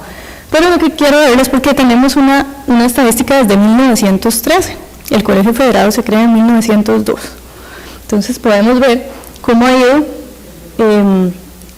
vemos aquí el verde es el total de incorporaciones, el azul es el de hombres y el rojo es el de mujeres. Podemos ver cómo hay una gran cantidad de años donde pues básicamente lo que existía era incorporación de hombres nada más, ¿verdad? Y las mujeres, si vemos aquí, estuvimos en cero. Sí es importante acá que se empieza a dar un crecimiento, ¿verdad?, un poco lento, una curva de crecimiento bajita, ya alrededor de los años 70, hacia los finales de los 80, pero podemos ver aquí cómo empieza ya un crecimiento, bueno, a nivel, estamos hablando aquí de incorporación de mujeres, a partir de la década de los 90 ya empieza a haber un crecimiento un poco mayor. Sí vemos como el aumento general, ¿verdad?, el total, sí se ha venido bastante más constante alrededor de los años. Esta que tengo acá es un poquito más reciente, es como un zoom, digamos, de la anterior que teníamos, ¿verdad?, donde la vemos justamente desde el momento donde empieza el boom de incorporaciones de ingenieras y arquitectas al colegio. Sin embargo, podemos ver que es una diferencia pues sustancial de cantidad de ingenieros contra ingenieras y arquitectas que se están incorporando, ¿verdad? Entonces, bueno, si lo vemos más específicamente, al día de hoy, específicos, tenemos una incorporación esta es la cantidad de hombres, estos en general, estos son los activos, pero en ambos se mantiene el mismo porcentaje, alrededor de un 18% de los incorporados e incorporadas son apenas mujeres, ¿verdad? De las personas que están incorporadas al colegio son mujeres. Bueno, eso que nos dicen, necesitamos motivar más a las personas, a las mujeres, a las estudiantes para que estudien ingeniería, ¿verdad? Quitarnos el miedo principalmente, motivar ¿cómo? Quitando el miedo, ¿verdad? Y eso, bueno, ahora la compañera que viene con la exposición siguiente pues les va a hablar un poquito más de eso posiblemente. Ahora, ¿cuál es la conformación por colegios? Porque esas, si ustedes recuerdan, ¿verdad?, el colegio está dividido en 5 colegios diferentes. La conformación por colegios, aquí podemos ver unas pequeñas diferencias, podemos ver, por ejemplo, como el colegio de arquitectos sí tiene una cantidad mayor de ingenieras, de arquitectas, que lo que tienen los otros colegios, ¿verdad? ¿Y esto por qué? Porque la arquitectura se relaciona muchas veces con un tema artístico, ¿verdad? Entonces muchas veces se liga más a la parte artística, el desarrollo de las artes, de la creatividad, etcétera, y no tanto, no necesariamente tan estricto desde el punto de vista científico, matemático, físico, etcétera, ¿verdad? Vemos, por ejemplo, en civiles hay una diferencia importante, el CIEMI, el CITEC y el de ingenieros topógrafos, donde realmente la diferencia es bastante más clara, ¿verdad?, que en los demás. Bueno, en todas es clara, pero en esta es más dramática, digamos. Esto es en general. Quise comparar los dos colegios que incluyen la mayor cantidad de especialidades dentro de ellos mismos. Por ejemplo, tenemos el CIEMI, el Colegio de Ingenieros Electricistas, Mecánicos e Industriales, y otras áreas que no están dentro de esas siglas, ¿verdad?, pero todas las demás. Podemos ver, por ejemplo, acá, como la ingeniería industrial sí es una de las carreras de ingeniería que sí la estudian bastante más mujeres, ¿verdad?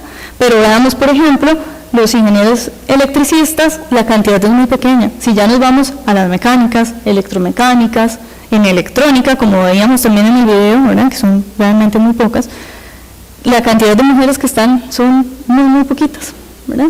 Entonces, de aquí quería resaltar esto, como una de las carreras dentro del CIEMI, por ejemplo, es la ingeniería industrial, donde sí hay un avance un poco más de cantidad de mujeres que quieren estudiarlo o que están estudiando.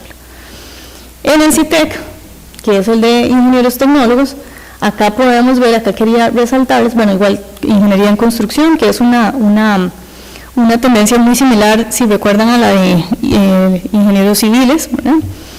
Ingeniería en mantenimiento industrial, igual, si ustedes les dicen mantenimiento industrial, las personas de una vez se imaginan a un hombre haciendo mantenimiento industrial, entonces cuesta que las mujeres estudien mantenimiento industrial. Electrónica y producción industrial es una tendencia parecida a la ingeniería industrial, pero veamos acá, ingeniería en seguridad laboral e higiene ambiental. Esta es una carrera donde hay mayor cantidad de mujeres incorporadas que hombres, ¿verdad? ¿Por qué? De nuevo vamos a lo mismo, porque se relaciona con que es una carrera que está mucho más dedicada a ayudar o a la parte social, o que tiene una incidencia más importante en la parte social, y se nos olvida, como nos mencionaba al inicio en la inauguración, don Norman, que la ingeniería influye directamente en el desarrollo social del país, ¿verdad? Desde otra perspectiva, no estamos ayudando directamente a una persona, ¿verdad? Y no estamos en un contacto directo persona a persona con un enfermo, por ejemplo, pero estamos atacando los problemas de la sociedad de una manera diferente. Entonces ahí es donde tenemos que ir cambiando un poco la mentalidad y motivando, repito, para que estudiemos este tipo de carreras. Otro aspecto interesante, ya más específico de las mujeres en el colegio, quería comentarles la edad de la incorporación. Si ustedes ven, hay un gran bloque de mujeres incorporadas que están entre los 20 y los 40 años. Si ven, esto concuerda con el crecimiento que veíamos más acelerado desde el año 95, más o menos, ¿verdad? Entonces, ahí es donde tenemos la concordancia y vemos que este es el gran boom, digamos, que se ha venido dando, y la idea sería que vayamos incrementando este porcentaje, ¿verdad? Que esta tajada del pastel se vaya incrementando y que vayan siendo más y más las mujeres que van estudiando. Otra que quería también mostrarles, esta es un dato que algunos podrían pensar, ¿eso qué importa?, ¿verdad? Pero si pensamos en que lo que queremos es motivar a las niñas, y si recuerdan en el video una de las intervenciones que decía, bueno, ¿usted qué quiere hacer? Le preguntaban y dijo, quiero estudiar en la universidad y casarme, ¿verdad? Ese es uno de los anhelos que tienen todos, que todos lo tenemos, ¿verdad? Pues en algún momento tener su familia y demás, ¿verdad? Algunas personas más que otras, pero bueno. Pero quiero que vean acá y no se asusten con este porcentaje, donde vemos que el 64% de las mujeres que están en el federado están solteras, porque entonces vamos a decir, cualquiera diría, ninguna de las mujeres del federado se casa, o sea, las ingenieras no se casan. Pero bueno, reubiquémonos, volvamos a la gráfica anterior y vemos las edades. ¿Dónde está el 80% de las mujeres están acá? En una edad entre los 20 y 40 años, están en lo máximo de su edad productiva, ¿verdad? Entonces, están en este momento posiblemente pues dedicadas bastante más a sus profesiones, desarrollando proyectos personales y demás, pero bueno, igual, veamos que hay un 30% que ya está casado, ¿verdad? Entonces no se asusten. Bien, ¿por qué es importante que las mujeres estudien carreras como la ingeniería y la arquitectura?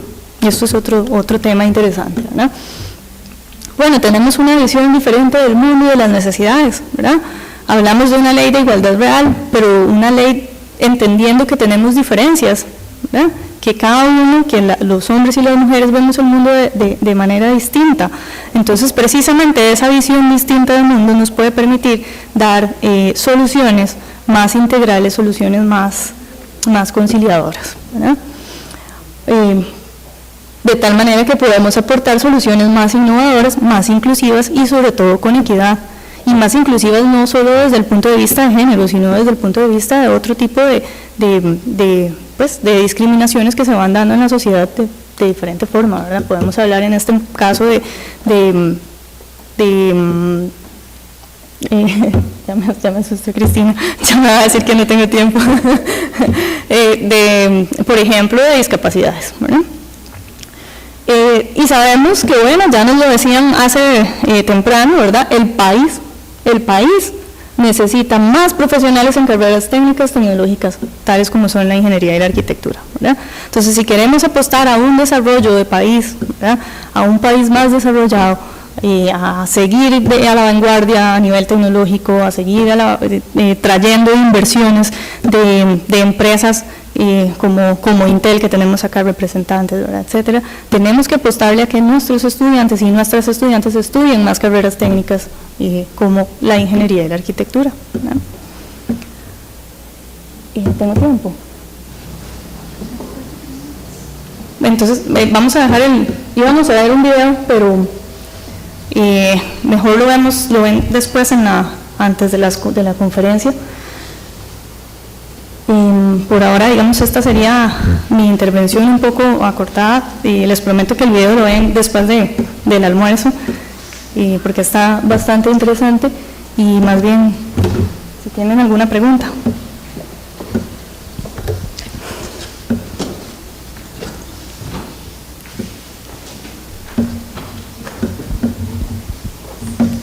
Gracias.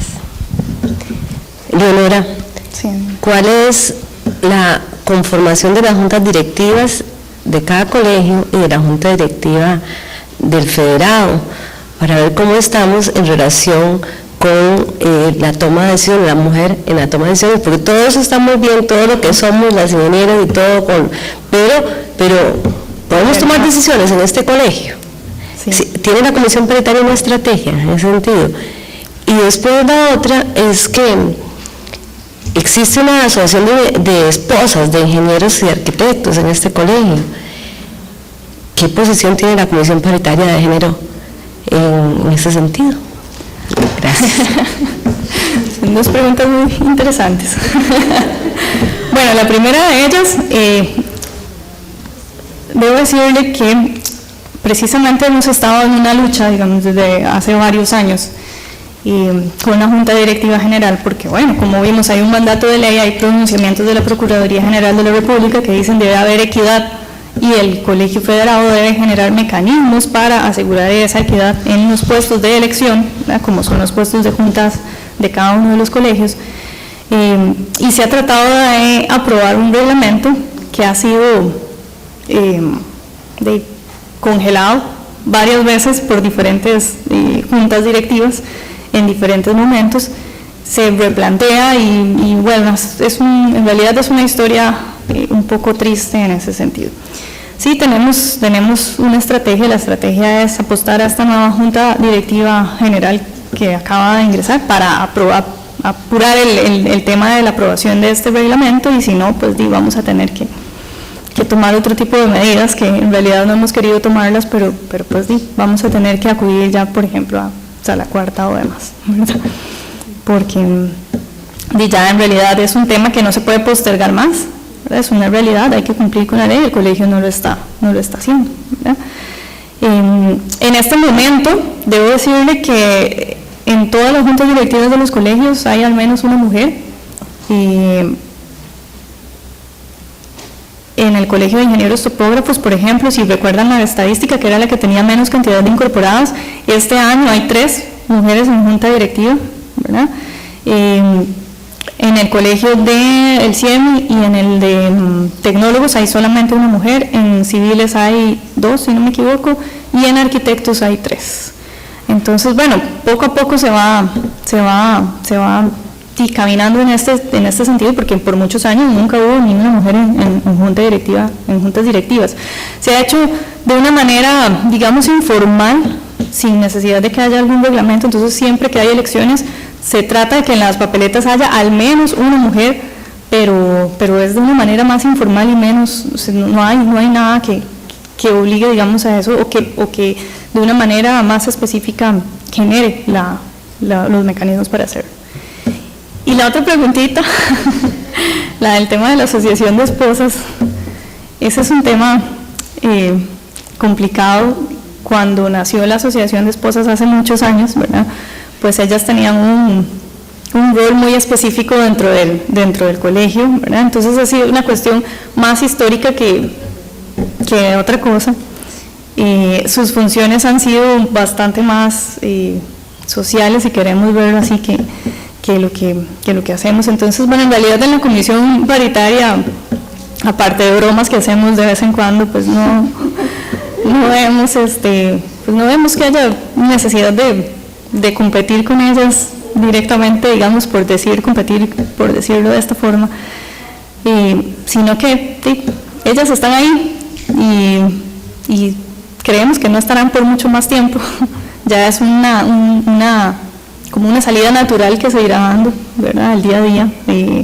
Ahorita, si no, hay que crear una asociación de esposos también, ¿verdad?, de pronto, ¿verdad? Ya vimos que hay 30%, entonces esa es otra estrategia que podríamos considerar. Pero bueno, en realidad ahí estamos. Nosotras tenemos nuestros objetivos muy claros y creemos que no vale la pena como desviarnos en pensar si existe o no existe la asociación de esposas o no. Entonces, más bien luchar por nosotras y pues tener el puesto o el lugar en el colegio que nos merecemos, ¿verdad? Entonces ellas seguirán con su puesto, pero más como una cuestión histórica que otra cosa. Sí.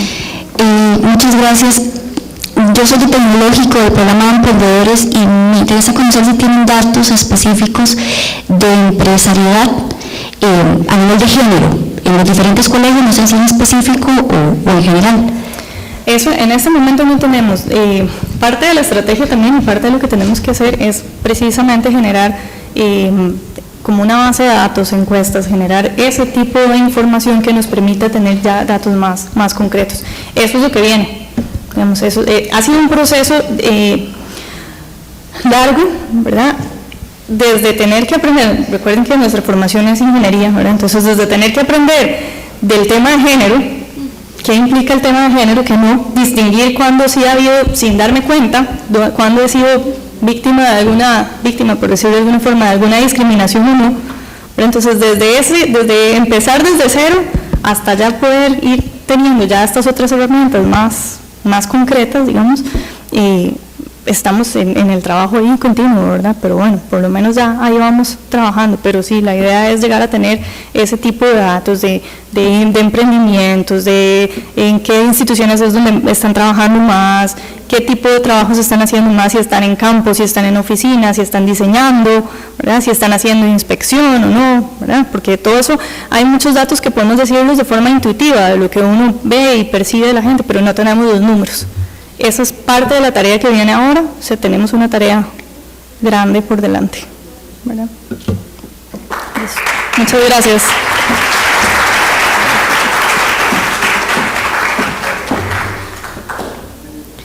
Muchas gracias a la ingeniera Leonora de Lemos, quien vino en representación de la Comisión Paritaria del Colegio Federal de Ingenieros y de Arquitectos. Ahora le damos la bienvenida a Evelyn Salas, que nos acompaña de parte de la Universidad de Costa Rica, con la exposición acerca del programa Mujeres en la Ingeniería, indicadores de género de la UCR.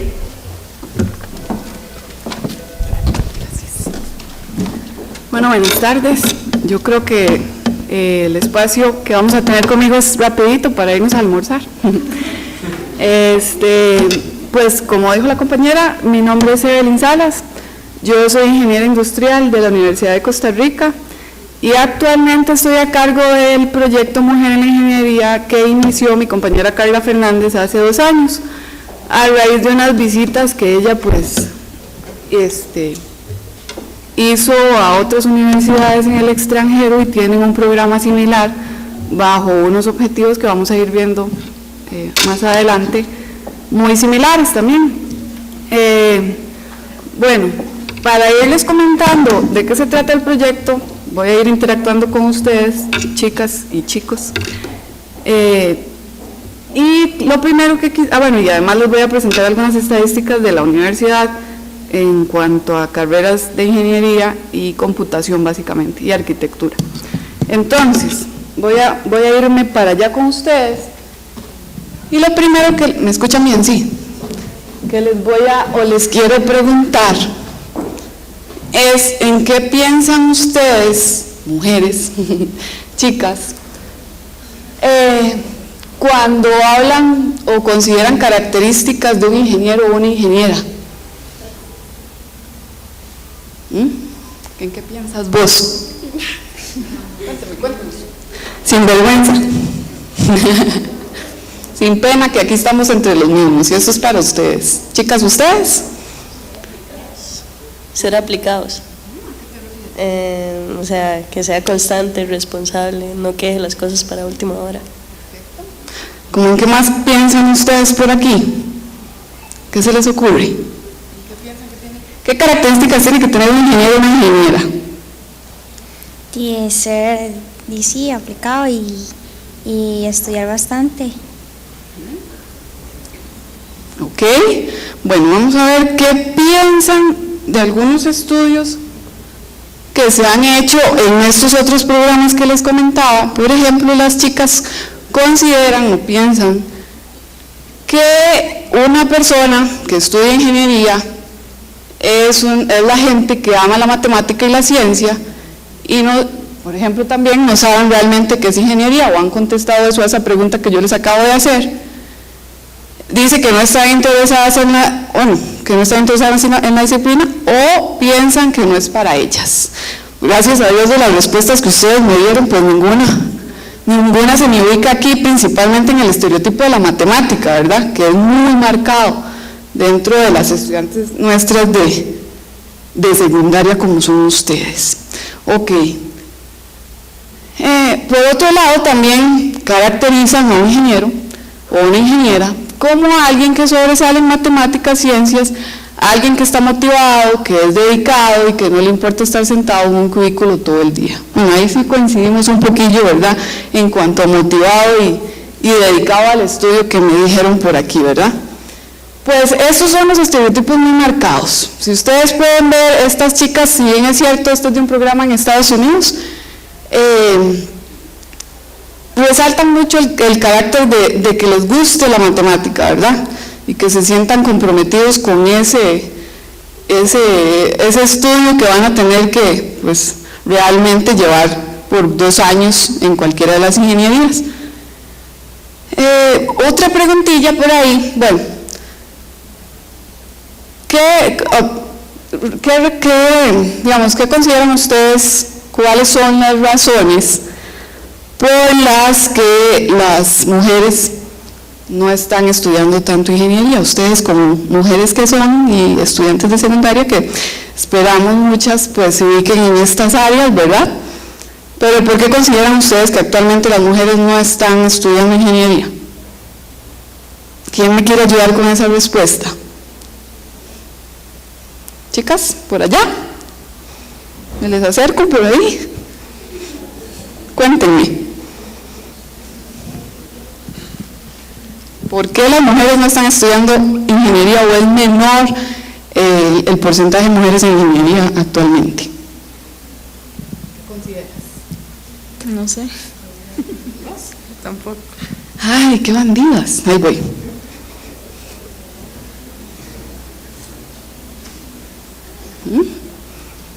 Porque la mayoría de personas creen que es como más que todo para los hombres, y además porque supuestamente mate es muy difícil.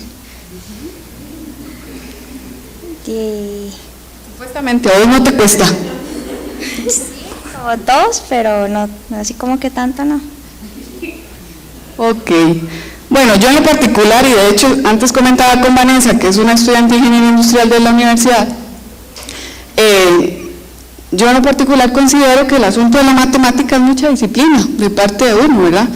Y hay que quitarse ese miedo y ese estereotipo marcado de que tiene que gustar y tiene que ser bueno porque si no, no se puede meter uno ahí. No, eso es mucha disciplina. Yo pues vengo de un colegio público de San Ramón, o sea que tampoco es del área muy céntrica, digamos, del metropolitana del país. Y pues de ahí sí me tomo mis ratos, mis desveladas, pero pues es cuestión de mucha motivación para usted, pues, de que le guste, pero disciplina principalmente para sacar la labor, ¿verdad? La tarea del estudio. Bueno, resulta que además del estereotipo de la matemática tenemos otros estereotipos como razones principales de por qué a las mujeres no les gusta las ingenierías o la computación o arquitectura.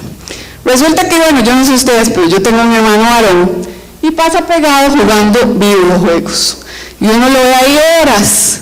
Entonces uno se queda con esa idea de que eso es para hombres, porque es a ellos a los que les gusta en su mayoría, porque no digo que a muchas mujeres no les guste, ¿verdad? Hay quienes les gusta mucho. Este asunto de las redes sociales actualmente ha permitido que las mujeres, o ustedes en la etapa que están de secundaria, se involucren un poco más que interactúen un poco más con la tecnología, ¿verdad? Y que les guste, que se vayan soltando, le pierdan ese miedo, ¿verdad? Pero resulta que sí, es un estereotipo marcado ahí, que el asunto de ver a los hombres sentados en una computadora ya enmarcan las mujeres que eso es para ellos y no para nosotras. El otro es el estereotipo de que nos marquen como nerds o las superinteligentes, ¿verdad? Porque resulta que las chicas tienen la mala idea de que a los chicos no les gustan las mujeres inteligentes, ¿verdad? O a las que están encasilladas por ahí. Y eso ya se lo hemos consultado en otras ocasiones, en otras actividades que hemos hecho como parte del proyecto, a estudiantes de secundaria, pues resulta que no. Vieras que les voy a contar un secreto, pero a los hombres les atrae mucho las mujeres inteligentes. y a las que ven muy seguras en su posición, bueno, si estamos hablando ya de profesional, muy seguros en su desarrollo profesional y desempeñando, ¿verdad?, esa profesión. Como quien dice, un amigo a mí me dijo, no hay mejor cosa que ver a una mujer haciendo lo que le gusta en su profesión, ¿verdad? O sea, desempeñándose como profesional. Me dijo hasta que era sexy verlas ahí. Así que, digamos que ese estereotipo tenemos que irlo quitando también, ¿verdad?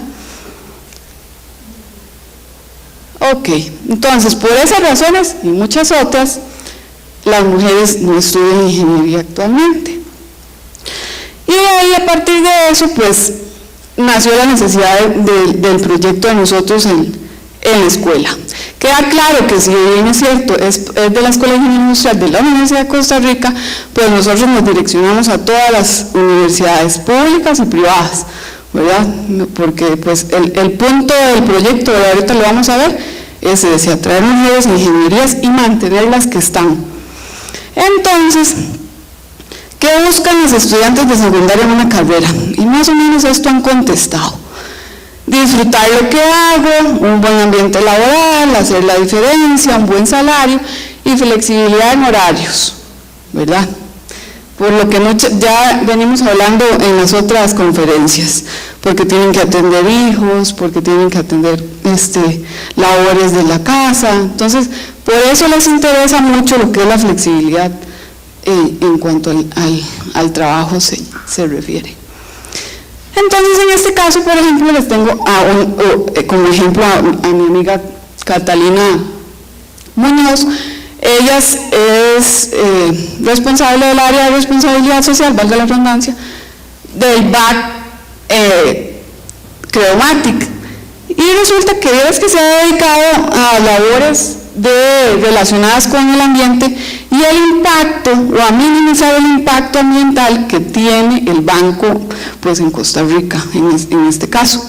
Entonces, si lo vemos desde un punto de vista de lo que las mujeres buscan, ¿verdad?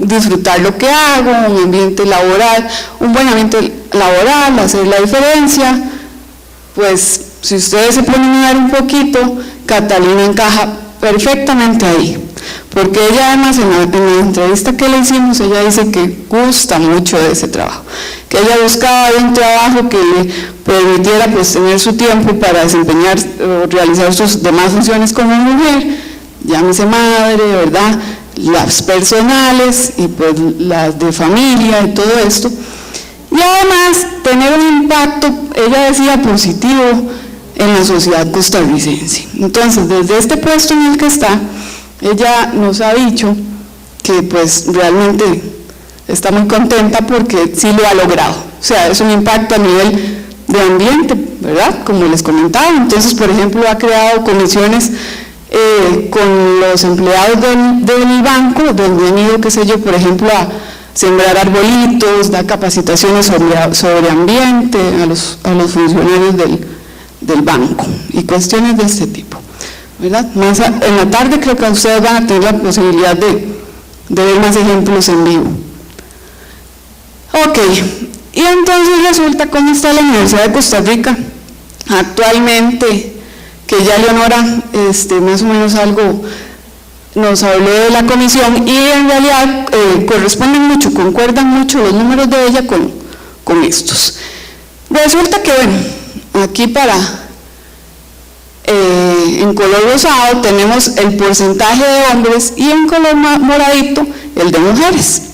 Como pueden ver, lo que es en la Facultad de Ingeniería, que incluye computación y arquitectura, es muy marcado, ¿verdad? O sea, casi un 75% de hombres y poco más del 25% de mujeres. Entonces, pues redondando en todo lo que ya se nos han presentado durante la mañana, o sea, es un trabajo muy marcadito y muy arduo el que nos espera, ¿verdad? Y por eso estamos aquí, por eso necesitamos motivar en ustedes, impulsar en ustedes mujeres que estudien ingeniería, computación o arquitectura, ¿verdad? Y por otro lado, lo que son las carreras ya meramente, como pueden ver, Concordamos aquí con Leona, ahora que nos presentaba antes, que el mayor porcentaje en el colegio, en el CEFIA, es de el colegio de ingenieros industriales. Igualmente pasa con la carrera. Es la que mayor porcentaje de mujeres tiene, con un 36%. Y el más bajito, o la más baja, es ingeniería mecánica. ¿Sí? Y por ahí, digamos, les comento, hemos hecho talleres con estudiantes de las ingenierías de los 2 primeros años de la carrera, porque ahí es donde se puede presentar mayor índice de deserción de las carreras, entonces ahí les llegamos, ¿verdad?, a esos 2 años. Y pues sí es muy marcado, ellos a veces dicen, o ellas más bien, que tal vez están solas durante bastante periodo de la carrera como mujeres, o empezaron con una compañera y tal vez la compañera retiró la carrera o se cambió de carrera, entonces, ¿verdad?, se presentan este tipo de situaciones. Entonces, más o menos esos son los porcentajes, las estadísticas que tenemos desde la facultad, ¿verdad? Ahí tenemos que la otra que está un poquito, bueno, aquí incluimos matemática y física, ¿verdad? Y artes musicales para hacer una comparación. Y la matemática, pues, como forma parte de las ciencias básicas, ¿verdad? Entonces se incluyó en el análisis. Ok, entonces ahora sí, ¿por qué será importante que las mujeres estudien ingeniería o tener mujeres en ingeniería, arquitectura y computación? ¿Qué creen ustedes que aportamos nosotras a este ámbito? Nuevas ideas. ¿Desde qué punto de vista? Creatividad. Sí, perfecto. ¿Más? Iba a decir lo mismo. Sí. Que hay otro punto de vista del cual verlo. Entonces hay más varias. ¿Qué características tienes vos como mujer que puedes aportarle entonces a una carrera de ingeniería o al país como una profesional en ingeniería? Ahí sí me lo puso difícil. No sé, creo que responsabilidad, que es muy importante, voluntad y no sé. Bueno, sí. Resulta que como lo hemos hablado en mañana también, hay muchas carreras muchos ámbitos en el país que están necesitando mujeres, ¿verdad?, para que aporten, entre otras cosas, sus características que nos diferencian, ¿verdad? Entonces, por ejemplo, ¿por qué necesitamos que estudien mujeres ingeniería? Para facilitar el acceso de las mujeres en áreas de crecimiento que generalmente ofrecen buenas oportunidades de empleo. Entonces, como vimos, las chicas buscan buenos salarios, ¿verdad? Y actualmente son áreas profesionales que ofrecen muy buenos salarios y ambientes laborales. Para no dejar ir mujeres con gran talento para la ingeniería que terminen estudiando otras carreras, ¿verdad?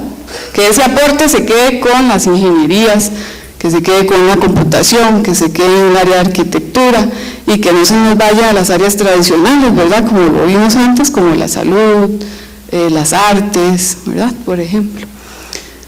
Para que la ingeniería gane diferentes perspectivas que pueden aportar las mujeres. Pues yo como ingeniero industrial les puedo decir que dentro de la carrera nosotros nos desarrollamos mucho en trabajos en equipo. Y yo creo que el aporte, por ejemplo, que las competencias que desarrolla en la carrera para el trabajo en equipo es muy grande, ¿verdad? O sea, el que las mujeres a veces somos más conciliadoras, más ordenadas, más organizadas, muchas veces enfrentamos o imponemos un estilo de liderazgo muy asertivo, depende de la situación en la que nos encontremos. Entonces todo esto, por ejemplo, son cosas que se pueden explotar desde las ingenierías en nosotras las mujeres. Un ejemplo típico que, por ejemplo, valga la redundancia, daba Carla, y digo porque es que ahora ella está fuera del país, es las mujeres siempre piensan, o nosotras pensamos, o es un estereotipo marcado, más bien. Apoyar o estudiar una profesión donde impactemos a la sociedad. Entonces nos vamos al área de salud, donde las doctoras, las enfermeras, ¿verdad?, atendiendo pues directamente usuarios o personas en este caso. Pero nosotras podemos también trabajar en el área de salud. Por ejemplo, en Costa Rica ahora se están, bueno, hay y cada vez vienen más empresas del área de salud. Y desde el punto de vista, por ejemplo, de un software, por ejemplo, para mantener vivo a un bebé, ahí detrás de ese software hay ingenieros y ingenieras. Entonces el impacto se puede dar también desde ese punto de vista, ¿verdad? Ok, entonces voy a subirme otra vez para ir cerrando porque ya el objetivo del proyecto va en 2 líneas: en atraer estudiantes de secundaria a estudiar ingenierías y mantener las estudiantes de ingeniería que ya están en las universidades, ¿verdad? Entonces motivar a que continúen con su estudio actual y motivar a ustedes para que se incorporen como parte de la población de ingenieras y de profesionales que necesita el país. Actualmente las empresas están, como lo vimos antes, impulsando mucho las políticas de género, de igualdad y equidad de género, y muchas empresas están buscando pues mujeres para su fuerza laboral. Por ejemplo, lo que es HP e Intel, a nosotros como proyecto nos han buscado para que organicemos con ellos giras a la empresa donde llevemos a las estudiantes ya en las ingenierías, las que ya están o forman parte de alguna ingeniería o computación, a hacer visitas a las plantas de ellos para que conozcan el ambiente de trabajo, los procesos que se siguen en la empresa, el negocio bajo el cual opera la empresa y todo esto, ¿verdad? Para sembrar esa semillita, a ver si les gusta y si realmente pues de verdad logramos ubicar a más mujeres en las áreas de ingeniería.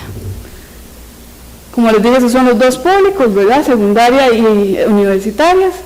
Y bueno, y pues yo cierro motivándolas a formar parte del grupo de nosotros, del proyecto de nosotros, Mujer en Ingeniería. Tenemos un Facebook donde pueden escribirnos por cualquier duda que tengan con cualquier ingeniería, computación o arquitectura. Con mucho gusto les apoyamos, nos pueden buscar en Facebook, como les digo, y si no, pues por aquí también está mi correo electrónico y yo con mucho gusto, cualquier duda, les apoyo. Bueno, muchas gracias. ¿Alguna duda, pregunta? No. Bueno, muchas gracias.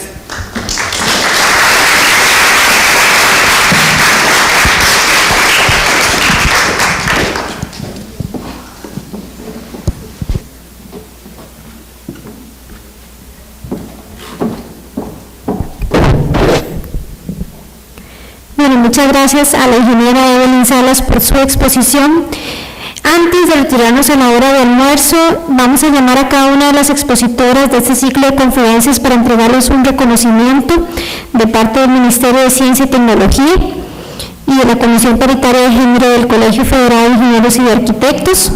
Invitamos a pasar al frente a doña Jensi Herrera Vega del INAMU.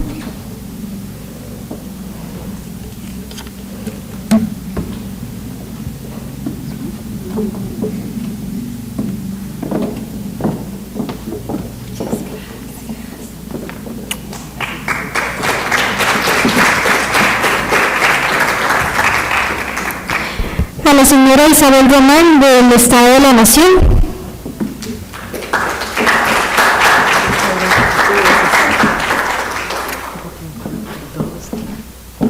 A la señora Lidia González del INEC.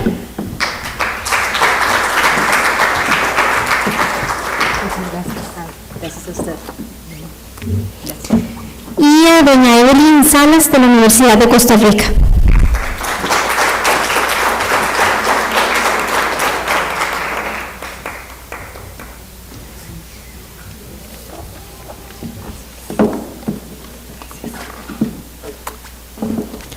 Muchas gracias a todas ellas por cada una de sus exposiciones y ahora los invitamos a